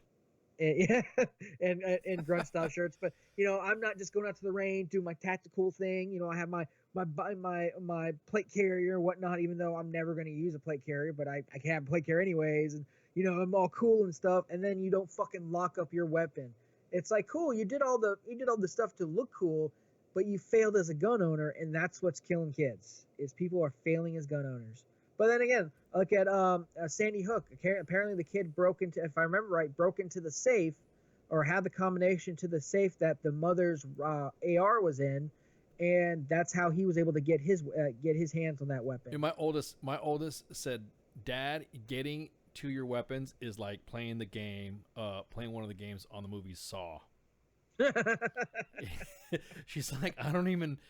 I mean, you say, hey, make sure the kids don't go back in there, blah, blah, blah, blah. But then I've seen you get the weapons out, and I see you going click, snap, pull, zip, open, click, snip, punch, punch, punch, punch, punch, crank, crank, crank, crank, crank, zip, pull, back. You know what I mean? She's watching me, manhandle the area in which I have my accessories. And she just said, she's like, Dad, you're getting to your guns is like playing one of the games on Saw. I'm waiting. I have one weapon that is easily accessible for me. It's one of those things where I can put my hand on it and it reads my fingertips, no one else's, because we've tested it just to see. And it's easy for me in case if home invasion happens, I can go click, got my weapon. Everything else is locked up tight. I keep it that way because I'm not going for I don't have to go for my shotgun if somebody starts bringing it to my house. My pistol will do the job. My Springfield will do the job. I don't need to go after my hunt rifle or the AR. I don't need to do that. Everything else stays locked up. All those other things are unloaded. They're separate. They're all there nice and neat because they are not going to be needed in case something happens. If God forbid I'm barricaded, I can get to my shit and I can lock and load pretty quickly. Yeah. But other than that, I don't need to. So everything's locked up, safe. So no matter if my son is 3 or is 18, his little shitty ass will not be able to get his hands on my weapons unless I hand it and say, hey, we're going to go hunting. And even then, he might not be able to hold it because I don't trust his ass right away unless, I know he's good to go. And even still, my shit will always be locked up. Yeah, my oldest he can be 18, has her own. he will not own a weapon in my house. Exactly. He can own one when he's in his own house. And that's how it's going to be for me, because I want to be a responsible gunner, because I do not want what's happened to all these people and all these kids that have died and all these people, all these families and communities have been rocked to be because of my inability to raise my kids and my inability to hold the standard and keep my weapon and ammunition locked up so no one can get to it. That's proper parenting. I'm not a perfect parent, but I'm going to strive for it. Exactly. And I'm going to at least make sure my kid doesn't lose his shit like that because he had no one to talk to. Yeah, exactly. And that's another thing too. That should be the last thing. It should be like at the last resort. I mean, most kids, like you said, he kind of probably was realizing what the fuck he was doing after all the screaming and shit like that was happening, and then decided to get, and then he engaged in a firefight with the cops, and then he pussed out. Which, ironically, the same age kids, you're seeing their gumption. Let's put it that way.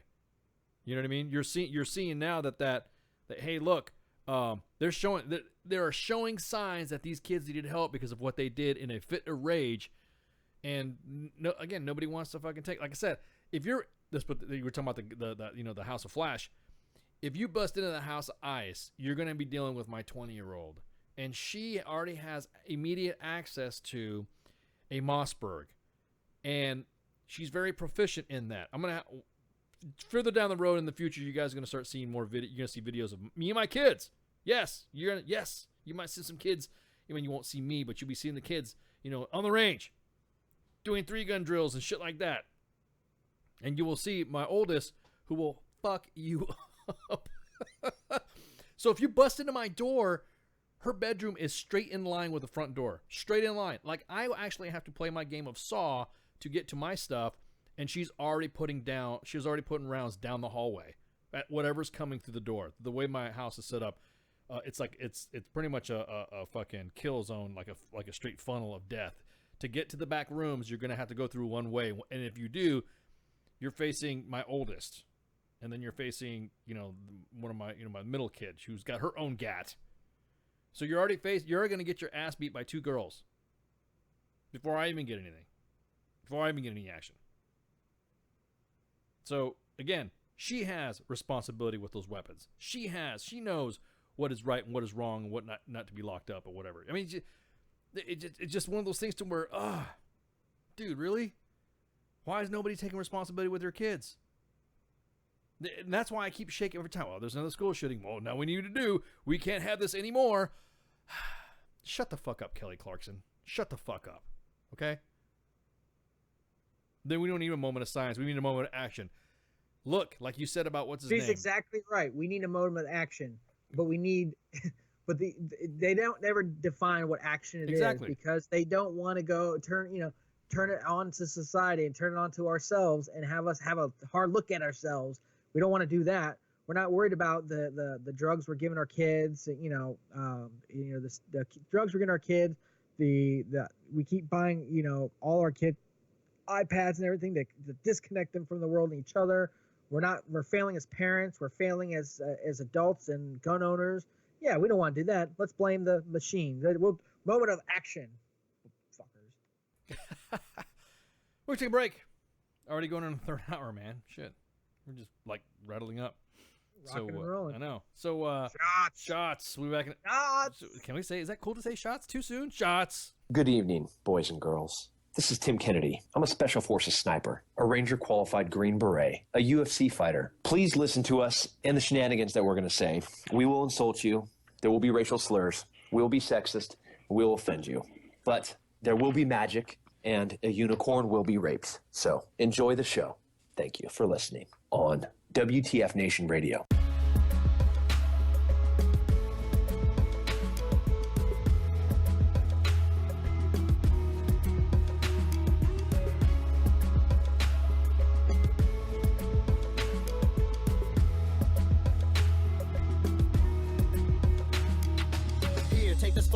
Tell me what it is to see when you look at me deep into the photography. I don't really need your sympathy, just tell me your thoughts. Have I got what they got, and is it a plot done for naught? Am I not like you because I do what I do? Who knew that I could lose a few of you cause I bleed blue?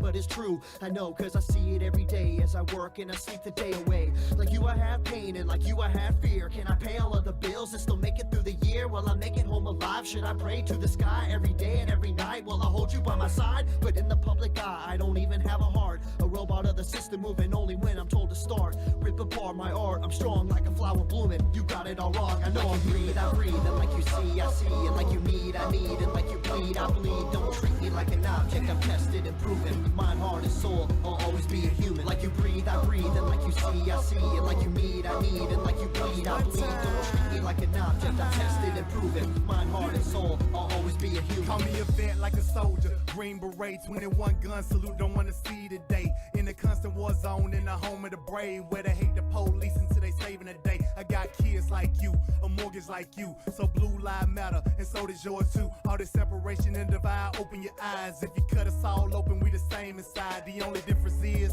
I run to the gunfight. Your peace when it's chaos, when the people don't act right. But I'm under scrutiny for trying to protect me. You pull a pistol and I'm shooting for trying to contest me. I got a quick second to make a deadly decision. The media betrayed me like a kid for a living, like I'm cold with no heart, a brain with no thoughts, somebody with no feeling, a life with no cause. Like you breathe, I breathe, and like you see, I see. And like you need, I need. And like you bleed, I bleed. Don't treat me like an object, I'm tested and proven. Mind, heart, and soul, I'll always be a human. Like you breathe, I breathe. And like you see, I see. And like you need, I need. And like you bleed, I bleed. Don't treat me like an object, I'm tested and proven. Mind, heart, and soul, I'll always be a human. I'm damned if I do, and damned if I don't. It's like every single time I say what's on my mind, they go for my throat, they spew evil words. If you are absurd, always grinding, grinning, and killing my soul with these verbs. Hold me down, like I can't gasp for air. I'm closed inside of a box, like I'm inside Fort Knox. Every time that I'm there, I don't know why they think that I'm different from you. All that's true is I'm a like you breathe, I breathe. And like you see, I see. And like you need, I need. And like you bleed, I bleed. Don't treat me like an object, I'm tested and proven. Mind, heart, and soul, I'll always be a human. Like you breathe, I breathe. And like you see, I see. And and like you need, I need, and like you bleed, I bleed. Don't treat me like an object, I've tested and proven. Mind, heart, and soul, I'll always be a human. Like you breathe, I breathe, and like you see, I see, and like you need, I need, and like you bleed, I bleed. Don't treat me like an object, I've tested and proven. Mind, heart, and soul, I'll always be a human. Like you breathe, I breathe, and like you see, I see, and like you need, I need, and like you bleed, I bleed. Don't treat me like an object, I've tested and proven. Mind, heart, and soul, I'll always be a human.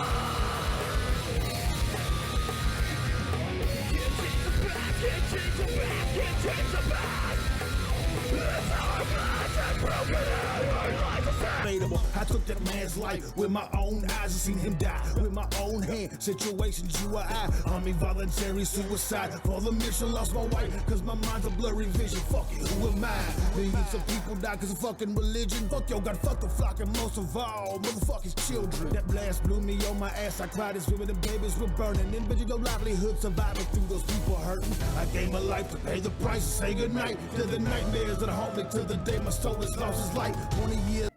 The voice of U.S. Army, WTF Moments. This is WTF Nation Radio. Everything stated on WTF Nation Radio is to be considered the opinion of the person that stated it, and not an official representation of WTF Nation Radio or U.S. Army WTF Moments. Price does not include tax, title, or license. Some assembly required. Each item sold separately. Batteries not included. Objects in mirror are closer than they appear. If conditions persist, contact a physician. Individual results may vary. Keep out of the reach of children. Avoid prolonged exposure to direct sunlight. Keep in a cool, dark place. And please enjoy the show. Shots. And we're back. Part 3 of the Monday edition on this 21 May 2018, broadcasted live from the Fucking Vanilla. Something I just caught right there. Spanky, your comment in the Facebook live chat, I thought it said something else. It said I was so hungry, but I already ate. Sigh, I don't like dieting. I also would like to fit in all my shorts. I actually, real quick, it looked like to me, it said, I just shit into my shorts. Real quick is what I thought it said. So, I'm like, wow. Sorry about that. Didn't mean to be that dislike old man. It's old man shit, so don't sweat it. Anyways, we were talking about the. Are we still talking about this shit with this the shooting stuff again? Are we no, done?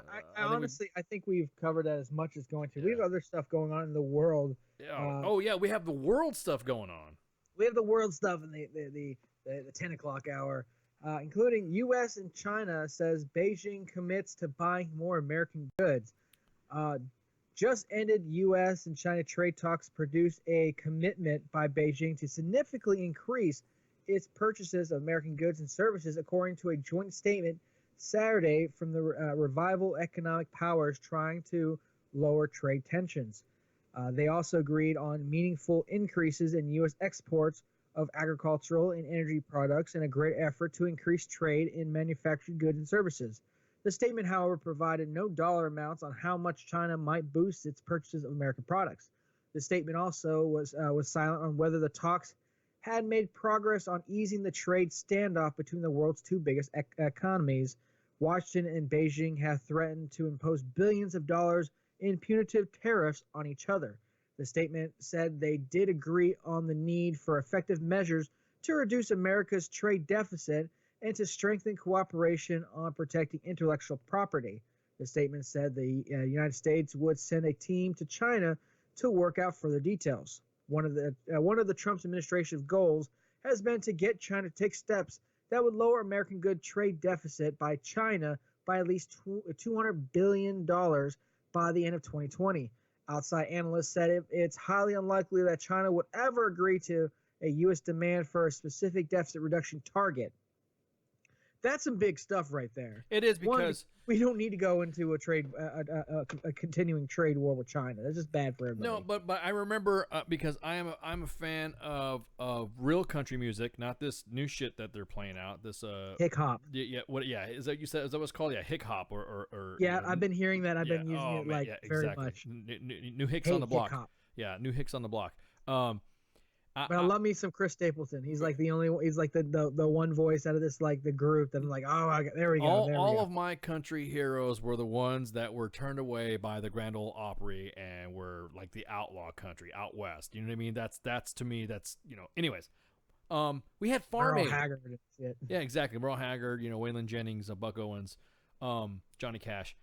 But we had Farm Aid, right? Because we were offering so many subsidies to the American farmer because we were actually having farms just being given government money, but wasteful, but not giving crops, but able to sustain them. Normally what a farmer would normally get from having crops. So now this puts... Weren't some of them paid not to grow crops? And I was about to say exactly that. Some of them were paid not to grow crops, part of these subsidies. But they would hang it over the farmer's head. Oh, if you don't take this, if you take the subsidy, then this and this. It was almost like they were literally, and this is during the Bush and it was all the presidents. This is the first time that I've ever seen the American farmer, being of my brown background. I know a lot about farms, picking trees, orchards, strawberry fields and shit like that. This is a big deal. This puts the American farmer back up, just like it would be considered the American industry when it comes to the industrial with steel, with auto manufacturing. This right here levels up the farmer by reducing, not only that, but it also reduces that $337 billion trade deficit that we have with China. It ups the game. We're now going to think about this. The breadbasket of the United States, you know, from the Midwest all the way out to the West Coast, because I don't know what the fuck grows on the East Coast. But it is going to be the breadbasket again. It is going to be the American farmer winning from this. I mean, I don't want to sound fucking cliche or, you know, like a fucking tagline, but the American farmer is going to make, so you're not going to see, you know, back in the day, the big crisis was American farms and farmers losing their business or losing their farms because these subsidies would not allow. Now, dude, we're putting it back in there. We're putting it back. We're putting Big Dara back in the American farmer, so he has the incentive to kick it up. Now, I'm just kind of shocked this has not been highlighted. This right here. I know a lot of American farmers. I have farmers in my family, and not the ones that pick it, but the actual farmers.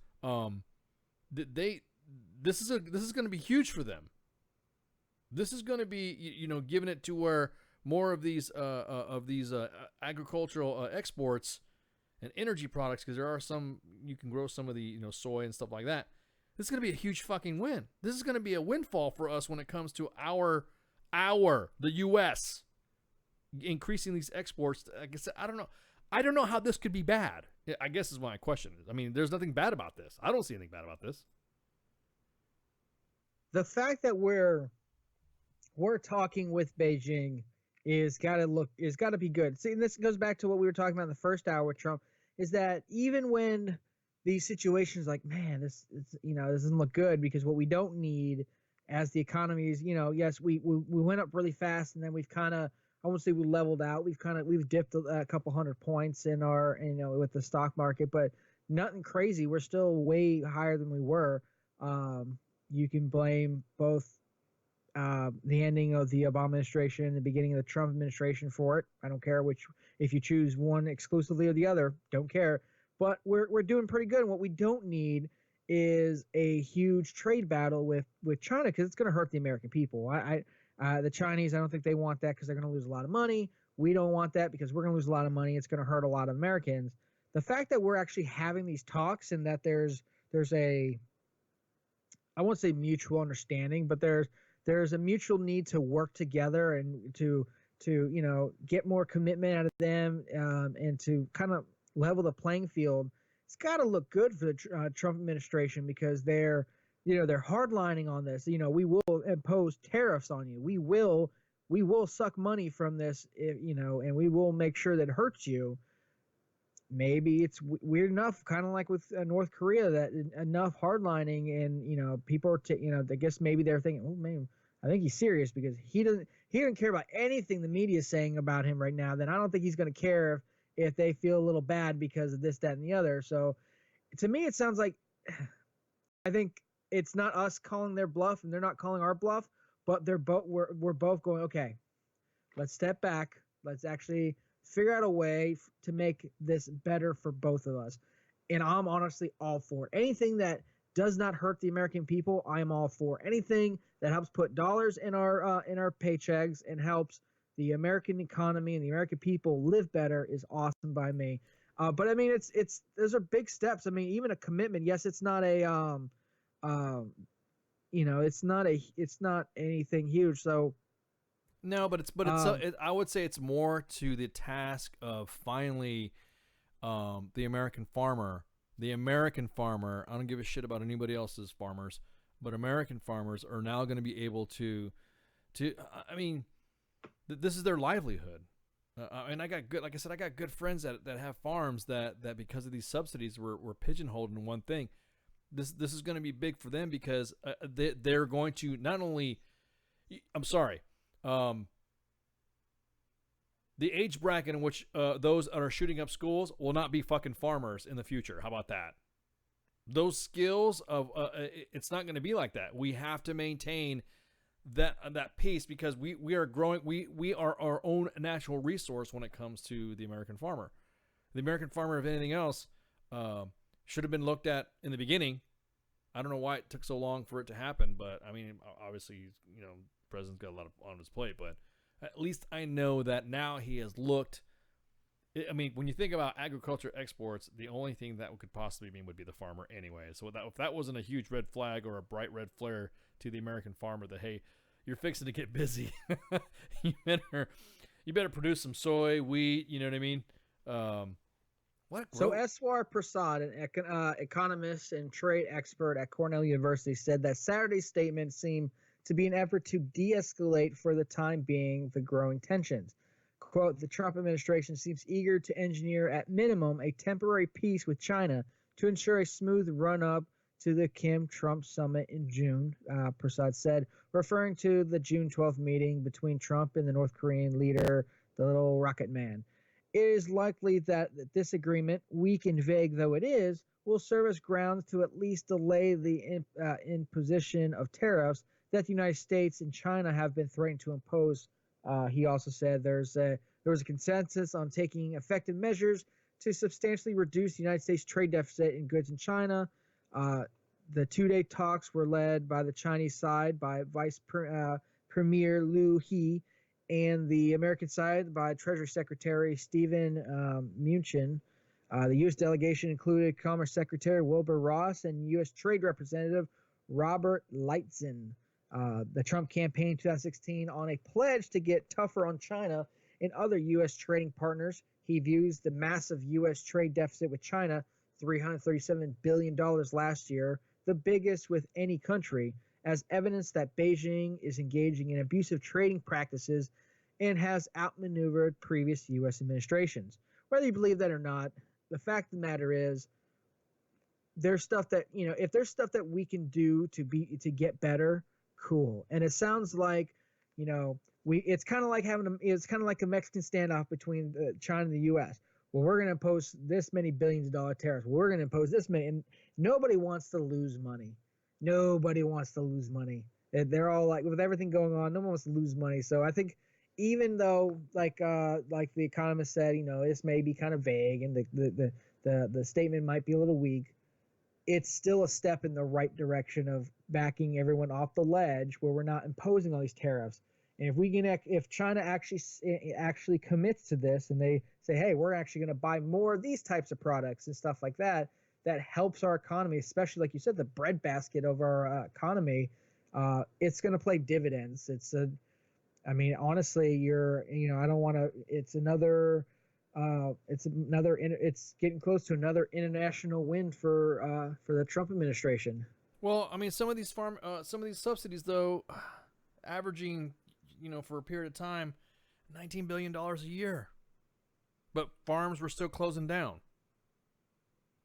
But I didn't get that. I don't get that. How is it that the American farmer, who were these subsidies for, and where were they going? And there were, what was it, last year or something like that that most of the large farms generated, a million more in sales. That 2/3 of the nation's agricultural output was even. That's just 2/3. That, what the fuck? So that means the big farms were taking up the small farms and they couldn't compete. So then it was almost like they were taping the scale. It was almost like someone who you had a well that had water in it and a water faucet, and then a bigger company took your water faucet. You know what I mean? So this is your milkshake. This is my milkshake. Exactly that. My straw came down. And what pisses and this is what pisses me off is that Congress, love that movie. Yeah, the Congress actually fucking said that, proposed a fucking $180 billion in cuts to those farm subsidies. These are the blue collar workers. These are the same. I put the American farmer like a coal miner. You know what I mean? I kind of look at some of those things, that there are people that do this type of work that have had their entire family bloodlines do this, and I'm worried that if we just phase them out because we're using them as a pawn, and like you were saying, there was just some subsidies in order for you to get it. You couldn't grow shit, even though it would fuck up your land. You're not going to grow this, and we're going to pay you for this, but it's only going to pay to sustain. Not talking about having, there was more fucking oil subsidies than there were fucking farmer subsidies, and I'm just like, are you for real? I mean, guys were getting tax credits for fucking, distribution lines and fucking passive loss. I don't understand how something like oil, I'm sorry. I could kind of do without oil for a second. I needs to eat. I like food. I can walk. Yeah, I can't do it. I can't, I'm not Harry Potter. I can't magically make food. Yeah. This man here needs a sandwich. I need snacks. I'm like Spanky. I need the chow. I need golden chicken wings. Yeah, exactly. I need golden chicken wing. I need to go to B-Dubs, or I need to go to Freddy's.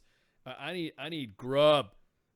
I need In-N-Out hamburger. Freddy sounds good right about now. Oh, dude, I know. So I need some grub. So this right here, you would think would level off the playing field to the American farmer. Now, and I would say that some of the farming departments, I think, is all the Treasury's fault too. They missed some of the revenue by foregoing. They were foregoing some of the revenue from the programs because they said they no longer needed it. What do you mean they no longer needed it? We still need food. So why are you not using this money that's supposed to be for farm subsidies? Why are you not using this? Where is it going? Where is it being foregone to? Let's put it that way. It's almost like fucking Halliburton in Afghanistan and Iraq. You ever notice that shit? Now I don't want to sit there and say, you're going into no. We can't grow anything here that will compete with U.S. economy. So we're going to let them grow poppy. Exactly that. Well, that's the reason why even though poppy's bad and it's contributing to the drug problem in the world. But hey, fuck it. Exactly. Even though we can't have them grow good stuff. Exactly. Even though when fucking the Taliban came in and they eradicated the poppies, they fucking reduced the fucking heroin epidemic. Now.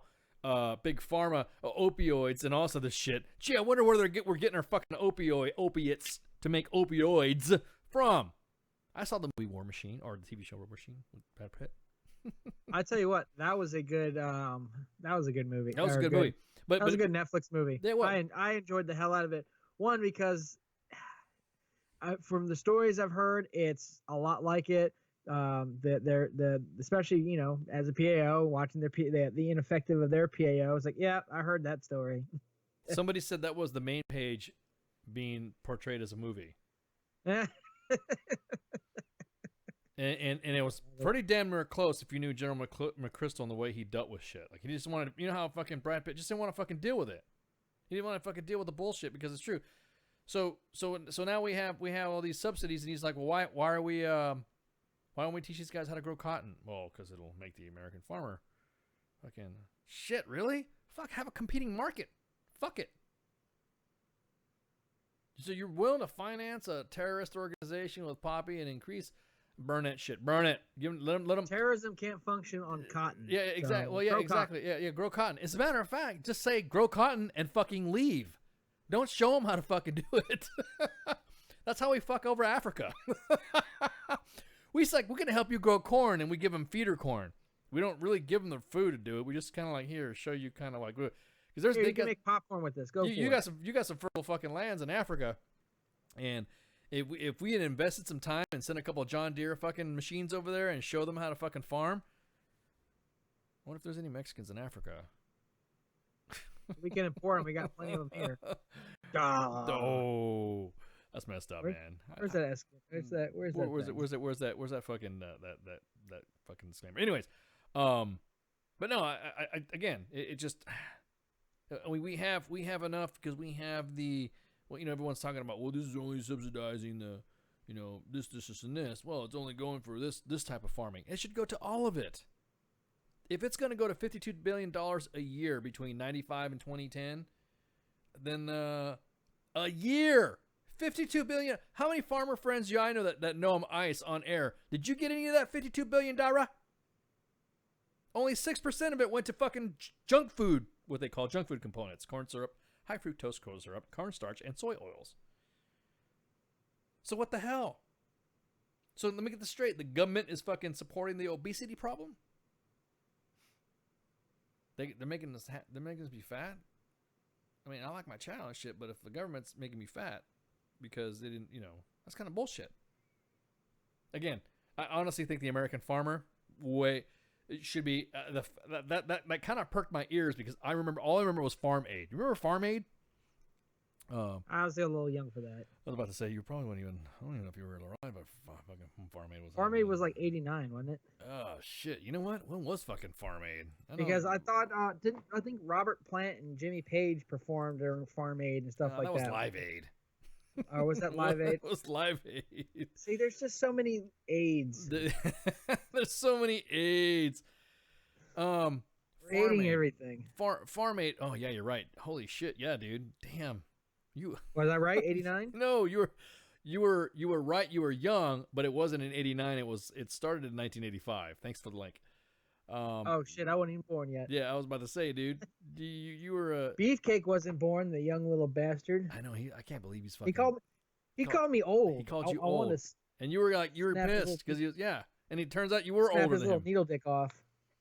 So yes, it was 1985 when Farm Aid. It was organized by Willie Nelson, John Mellencamp or John Cougar Mellencamp or John Cougar, whatever the time he was, and Neil Young, and he wanted to help the American farmer, which it was a big fucking deal, of course, and that was when the Congress passed because of this, because Farm Aid ended up blowing away the fucking Congress when it came to the help, and that's why Congress created the Agricultural Credit Act of 1987 to save farmers from having their farms foreclosed. Now, the biggest thing is that, again, it got bloated the fuck up.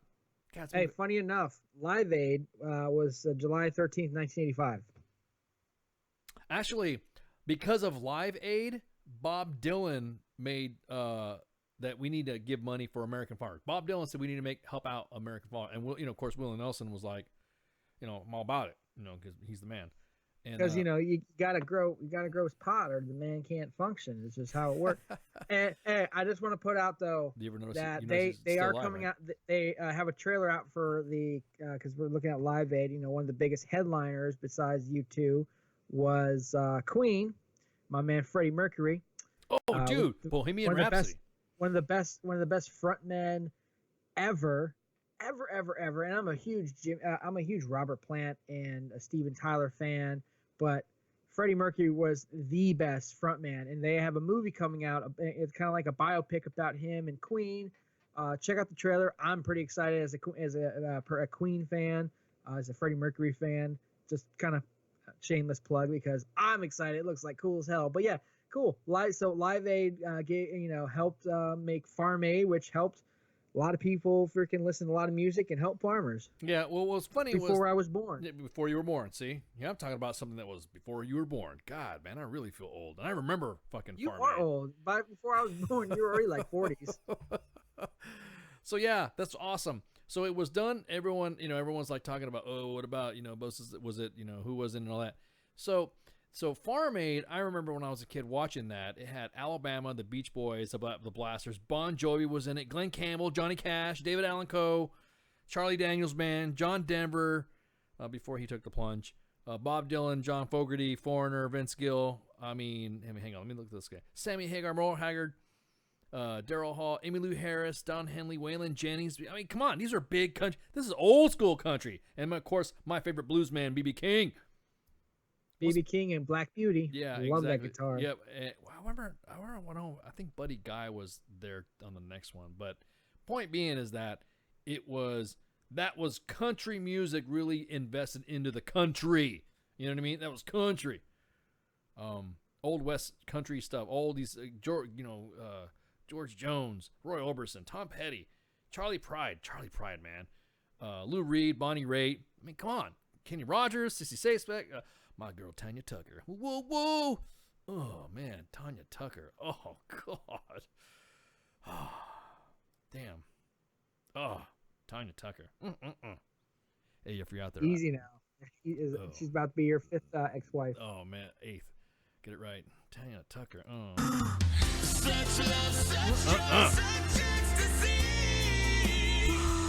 So much pleasure in my mouth. Exactly. So much pleasure.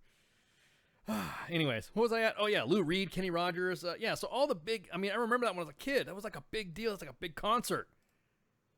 And so old maps were drawn. Oh, here we go. That was not that old where maps, my birth certificate was not on a cave wall. Shut up. Yeah, exactly. I wanted to go to Farm Aid back in the day, too. God, God, man, that was some good times. Is it still going on? I think it's still going on. Like, is it? Yeah, I guess it's still going on. It better be happening. It's kind of messed up if it's not happening. Yeah, the last one happened was September 16th, 2017 in Bergenstown, Pennsylvania. Why the hell there? Man. Hershey, Pennsylvania. Kansas City, Kansas. They added Kansas City too.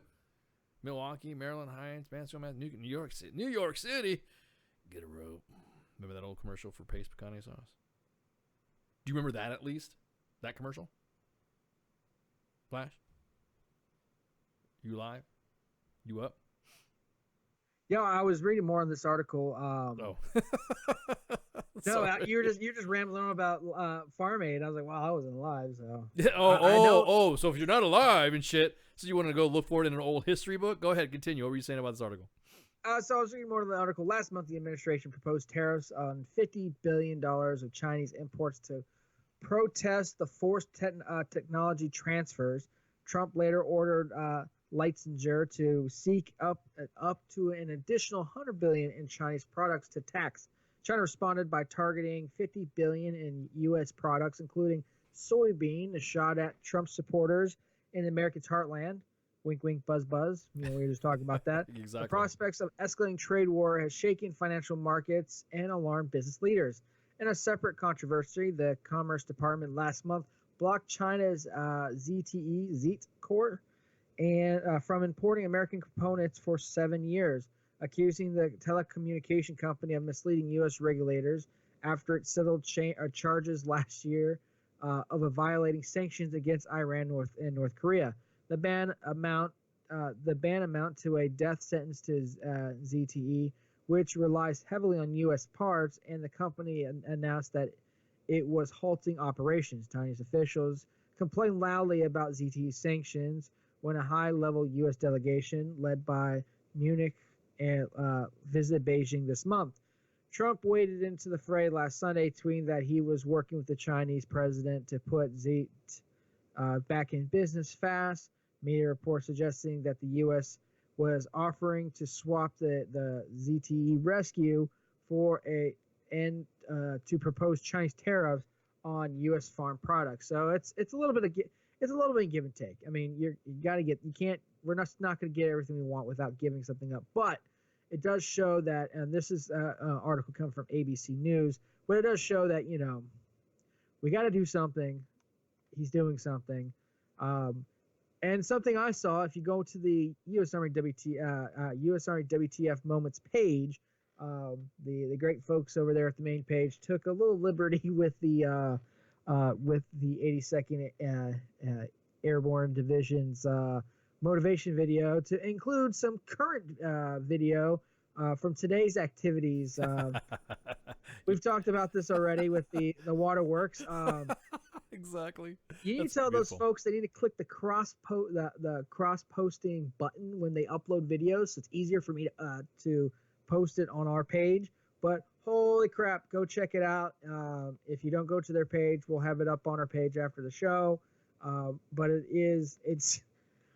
Hey, I know that we've been 82nd and us have been kind of working together. Still doesn't mean we can't poke fun of them. Oh, of course not. Of course. That sucks. That sucks. Like when you said that there was a broken water main, I was like, oh, that sucks. That means the field's like, no, it's a geyser. This thing is huge, and it's great how they interspliced it with all the with their MotoVid. The studio team did a good job with that. Yeah, they grabbed their MotoVid and then freaking just played with it, and then made it like all action. Oh, here's All American Week. You're gonna see jumping airplanes, and all of a sudden you see this water main. That's awesome. Of water just like flying out. Oh, that sucks. That's not something. I mean, that's a lot of water. That's a lot of money. That's a lot of expenses. That sucks. But it is kind of funny. Start All American Week, and All American we broke a water main. So going back to the Farm Aid, this 20 because now I'm being curious. I'm being festival curious. I don't know about where it's going to be at. I do know that the lineup right now, of course, is Willie Nelson, Neil Young, John Cougar Mellencamp, or John Cougar, or John Mellencamp, whatever he wants to be called again, and then Dave Matthews right now. And so, you know what? I wonder what they're playing, Because the last one was in Brigattstown, Pennsylvania. Man, I hope they do something out west. Man, I hope they go out west. That'd be kind of cool to go hang out there. Go, go check out Farm Aid. Maybe you could go with me. Maybe we can go to Farm Aid. We can go to Farm Aid. Hey, I know this happened way before I was born, but I'm here now. Oh, okay, yeah, exactly. Hey, Willie. Hey, funny enough though, my grandfather actually grew corn, New York sweet corn, in central New York. I remember when I was a kid and we were switching between. I think we switched from Fort. We went from Washington to when my dad started being a recruiter, and they sent me to New York to finish. I think it was like second or third grade or whatnot. When my great grandfather was still alive, and I remember sitting on the back of his tractor as we were pushing out corn seeds and plowing his field and whatnot. So if you're looking for really good sweet corn, it comes from central New York, around the Syracuse, Canastota area. Just saying. So yeah, I can dig Farm Aid. We can go out and do that. Well, I mean, they New York has like farms and stuff out in New York. They don't have it's not Drum. It's just not Drum in the city. No, I mean Drum's about is about 2 hours I think north. There's actually quite a few farms. If you hit the near Canastota, there's a lot of onion. They do grow a lot of corn, a lot of onions. They grow quite a bit. It depends on the summer or whatnot. But yeah, they grow quite a bit. I mean, it's just like it's not as flushing as like Virginia. Like if you get off the 95 corridor and just go any way north or south, you run into tobacco farms and I mean everything. Dear God, it is so pretty. That's one reason why I do love Virginia. It is very pretty, especially in spring and fall time. But in New York, yeah, they grow quite a bit up there. Nothing that compares to our breadbasket of the United States. Those hard work out there, kicking ass every day. But they grow some stuff and things. I didn't know that. I mean, because I know Florida's got like oranges. Everybody knows about oranges, and they have, believe it or not, they have some strawberries around there. Strawberries. What does Georgia grow? What does North Carolina grow? What is well, Georgia. Did you say pot? Well, it's a lot of their state legislators getting closer for medical marijuana. But anyways, awesome. While Georgia is known as the peach state, they're actually their biggest producer of peanuts. Oh, that's right. Because Jimmy Carter was a peanut farmer. That's right. Yeah, because I think somebody else grows more peaches than Georgia, but we grow a shit ton of peanuts. That is our thing. But the peanut state doesn't sound as good as the peach state. So yeah, exactly. We got smart and said, "Oh, we'll be the peach state." Because I know the Carolinas. I know the Carolinas are cotton and tobacco. And then yeah. So I'm just saying, this Farm Aid stuff. Hey, check it out. I mean, I'm not pushing Farm Aid, but just something we're talking about. Just go to farmaid.org and you can check out and see who's in there. It's good anyways. Yeah, it's good. I don't care if we push.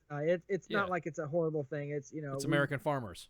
We got to look out for everybody. It doesn't matter if you're in the military. It doesn't matter if you're a coal miner, a farmer, or you're the one with the white collar, making money moves and business transactions, stuff like that. We're all, we're gonna go soapbox. We're all U.S. citizens. We're all one common goal. Kick ass, take names. That's what we do in the U.S. Ha. I don't know where that came from. America. All of a sudden, I got all America. Here in America, we don't want to be like Europeans because we win wars. Exactly. They have CACs. You don't want a CAC, right? You don't want a common ID. You don't want a common ID, then yeah. So, anyways, hey, real quick, dude. Shit, it's almost time to go. We literally got enough time for some house cleaning. Yeah, I was actually just bringing it up right now. Go for it. All right, so we got a lot of great stuff going on this week, but let's get into some of our people coming on June 1st, Friday. So we have like another week. We got no one this week? Really? I need to get on that. So starting next Friday. May's always slow anyways. It is. Everyone's kind of, either finishing up school. I know there's been quite a few people I've been talking to on Twitter. Like, I want to come on. I want to come on, but I gotta finish this, that, and the other. No worries. But we got OPSEC Monkey. OPSEC Monkey is swinging through on the cable to give the nation's update on all the latest in technology, security, some OPSEC tips, and maybe some crypto news. That's happening on Friday, on Freedom Friday, June 1st. June 8th, it's another Friday. We'll see from Veterans of Comedy will be on. The Veterans of Comedy is a group of military veterans and veteran comedians who have been chosen to represent and support talented veterans who desire to share their gift with the world, whether it's performing for the troops on military bases across the world, giving back to the veterans community, showcasing those dedicated to representing warriors worldwide, or just offering special events to bring that unique style of entertainment forward through the many years of military service. The Veterans of Comedy bring veterans comedians to the front lines of the entertainment stage. Will C is a veteran of the U.S. Air Force, U.S. Marine Corps, and U.S. Army Reserve. It's all the little abbreviations. Luckily, I remembered them all. He is originally from Kansas City, Missouri, and now makes his home in Los Angeles, California. He's been seen on Gene Simmons' Family Jewels, Storage Hunters, Mom, and Blockbuster's Hail Caesar, and Gone Girl. Has been heard on XM and Sirius, the Bob and Tom Show, National Lampoon's Radio, and All Comedian Radio. So that's really cool. What's coming on? We'll post out the links to all their kind of tied in on social media, just like we are, which is pretty cool. On June 11th, Monday, with us, Chris White and Bobby Headline from Freedom Hard. Yeah, right. He's going to come back. Bobby Headline was he's the veteran that was hit by an IED that was set on fire and now runs around making jokes about being set on fire. He's fucking hilarious, man. Freedom Heart Inc. was founded in 2017, veteran-owned and veteran-operated, based out of Texas. Their mission is to use humor as a platform to display patriotism. Their tagline is, "It's not if you freedom, but how hard." Their vision, a never-ending ripple of positivity and patriotism. When people see our brand, it triggers positivity, positive thoughts in their minds, and a smile on their face, and pride in their hearts. Freedom Hard. So they're going to be with us on June 11th here on the Monday edition. And then that next day, June 12th, on Tied Up Tuesday, Joanne Mendoza. She's a United States Marine Corps and Navy veteran. Joanna Mendoza is now currently an author, advocate, and speaker. She enlisted in the Navy when she graduated high school for a one-term enlistment. In 1999, she joined the United States Marine Corps. In the Marine Corps, she became a drill instructor at the Marine Corps Recruiting Depot, Parris Island, South Carolina, where she had the opportunity to transform young women into United States Marines. She also served at the Marine Corps Cadet School in Quantico, Virginia. God, I hate those folks. As a sergeant instructor, transforming women into Marine officers. In 2017, she released her first book entitled Esprit de Corps, Guiding Principles and Spirituality for Modern Marine Teams. She is currently a military and veteran advisor for Prima Community College and has been advocating and raising money to combat homelessness among female veterans. In 2018, she competed in the Miss Veteran American competition. Her current goals is to continue a life service to our great nation by continuing to make a difference in people's lives in combating female veteran homelessness. So we got a lot of great people coming up, but Flash still has some work, and we can. My goal is to try to fill as much stuff as possible. But don't forget, you have with Flash and Ice the Monday edition. You have Tied Up Tuesday with Gray Cloud and Minx. On Wednesday, Donza. Still love the Donza. It's all good. I love Wednesdays, man. Of all the days, it just kind of fell that way. That Wednesday was just a day off, and it just now it's a good decompressor. It is. First it was when the day kind of it kind of sucked to have to lose a show, to have to let a show go. But I agree. It's one of those things like, okay, cool. There's no show. There's nothing to monitor. So Wednesdays are Don's Day. Thursday we have Sergeant Time with folks on the main page, Ice, and all the other knuckleheads that decide to join. On Freedom Friday, we have Minx, and who usually goes on? It's Friday night. It's Friday Night Freedom. Friday Night Freedom. You're the fucking PAO. You're supposed to know this shit. Friday Night Freedom with Minx and Pookie. Pookie. There we go. Ray Cloud on Tuesday, Pookie on Friday. She switches between men. It's yeah, I know. Oh, did you just go there? I Indeed. love you, Minx. Don't hurt me. Indeed. Saturday Night Savagery with Jay Reddy on Saturday, and then kicking it with Cause on Sunday. Don't forget the WTF Nation Radio. We're on 6 days a week. Every each of those days we start at 8 o'clock. We usually end around 11 o'clock, or sometimes we go longer. But don't forget, we're all on social media. Not only the individual hosts, Spanky, Minx, Jay Reddy, but we're also on WTF Nation Radio is on Facebook, because you're probably listening it here. What about Sunday? Did you miss Sunday? Yeah, I said Kicking It with Cause on Sunday. Oh, okay. That show has been banging. Dude, oh my God, it's been banging. Holy shit. It's been banging, not only from like the ratings standpoint, but I kind of like listening to Cause sometimes. Yeah, the old. He's another one of those old guys. The old factor is full in effect. Team Old is rocking it on Sundays. So we have some great groupies. That's what's going on. Yeah, there's some. I'm one of the groupies. He's got Cause and the Owl got some good groupies, man. Holy shit, they're rocking it. Yeah. I'm kind of hating. I'll leave the Owl alone. We're on Twitter, at WTF Nation Radio. We're on Instagram. We're on Mixer. We're on YouTube. We're on Periscope. You can find us at WTF Nation Radio. But don't forget, if you go to www.wtfnationradio.com, not only can you go to our page and see all the cool stuff, read about some of the, all the people in the organization. You can read little bios, see some pictures, some not pictures.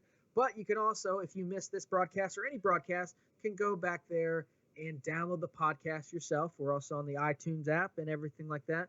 So if you've missed something, want to remember this because, you just love the sound of Flash's voice, you can go on, download the podcast or go on iTunes, and you can listen to us over and over again because you love us.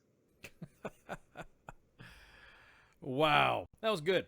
Hey guys, thanks for listening. Did I keep saying Freedom Friday night? You can say you said Freedom of Friday or Friday, but it didn't sound right. Every time you said it right when I said it, but I was like, I'm just gonna go with it. Freedom Friday, or I was just like, what the Friday Night Freedom? Yeah. You said Friday Freedom or something with like that. Minx and Pookie. Yeah.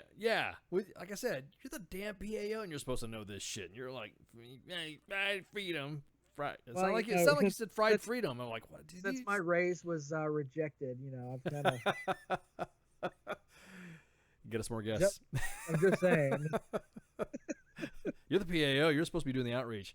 So, anywho, I know I have been failing. I need to send Spanky more people to bring on the show. Oh, you guys are and speak of people to bring on the show. We don't do. Sometimes I think we tend to forget, but. As the PAOs, I also want to thank my social media crew, Mud and Beefcake. That have been a lot of the posts that come on Facebook and Instagram. They come from Mud and Beefcake. I kind of handle most of Twitter. I want to thank those guys for all the great work they do. And one of our newest people we've brought on, Warhol. You see here all the show promo graphics. And stuff for the last couple of months have been coming from Warhol. He's been a great addition to WTF Nation Radio. Very glad to bring him on. He's done some pretty awesome work. So rock on to the social media team and to everyone else that keeps the WTF Nation Radio show going. Mom and Spanky and all the folks that are in the background making this happen and keeping us going and helping us get awesome people on the shows and busting all the hosts' balls and make them be better and more funny. Boy, stop digging. All right.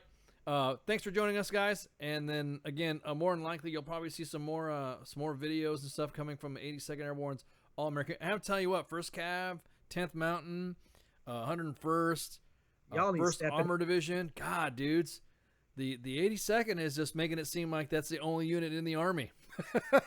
Hey, you're on notice. I'm going to start reaching out to you guys because we know you guys have things coming up too, and we would love to show you the same professional courtesy we've shown 82nd has shown us. So don't be surprised when WTF Nation Radio starts, knocking on your door, you don't answer it, that's cool, but just saying. Yeah. I mean, we want to be friends.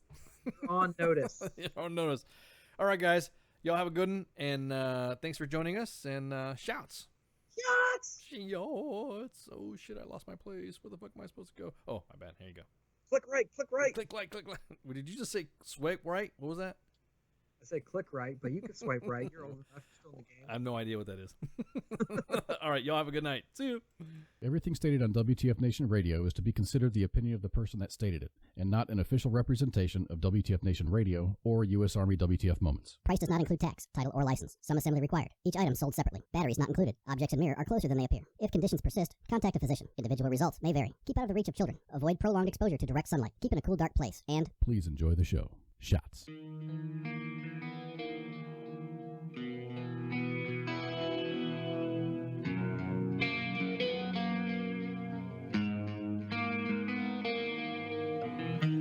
Hungry for another taste.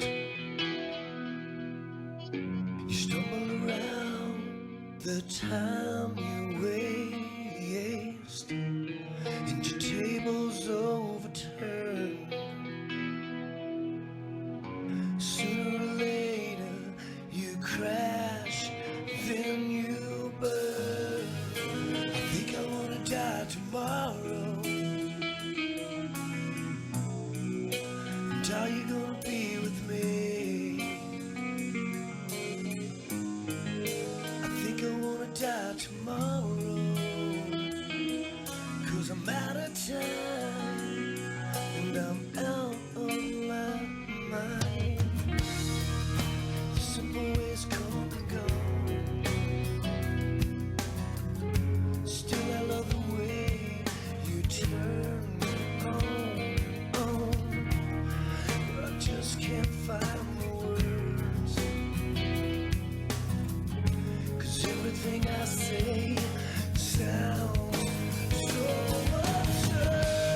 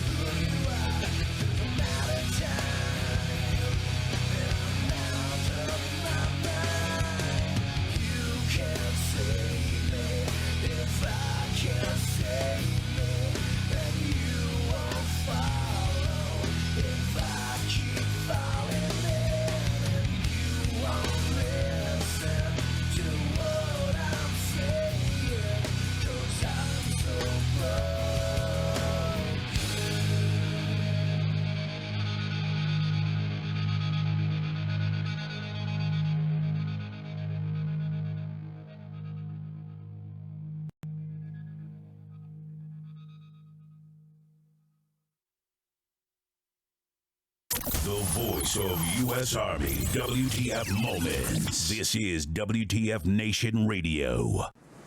It's a hell of a thing, killing a man. You take away all he's got, and all he's ever gonna have.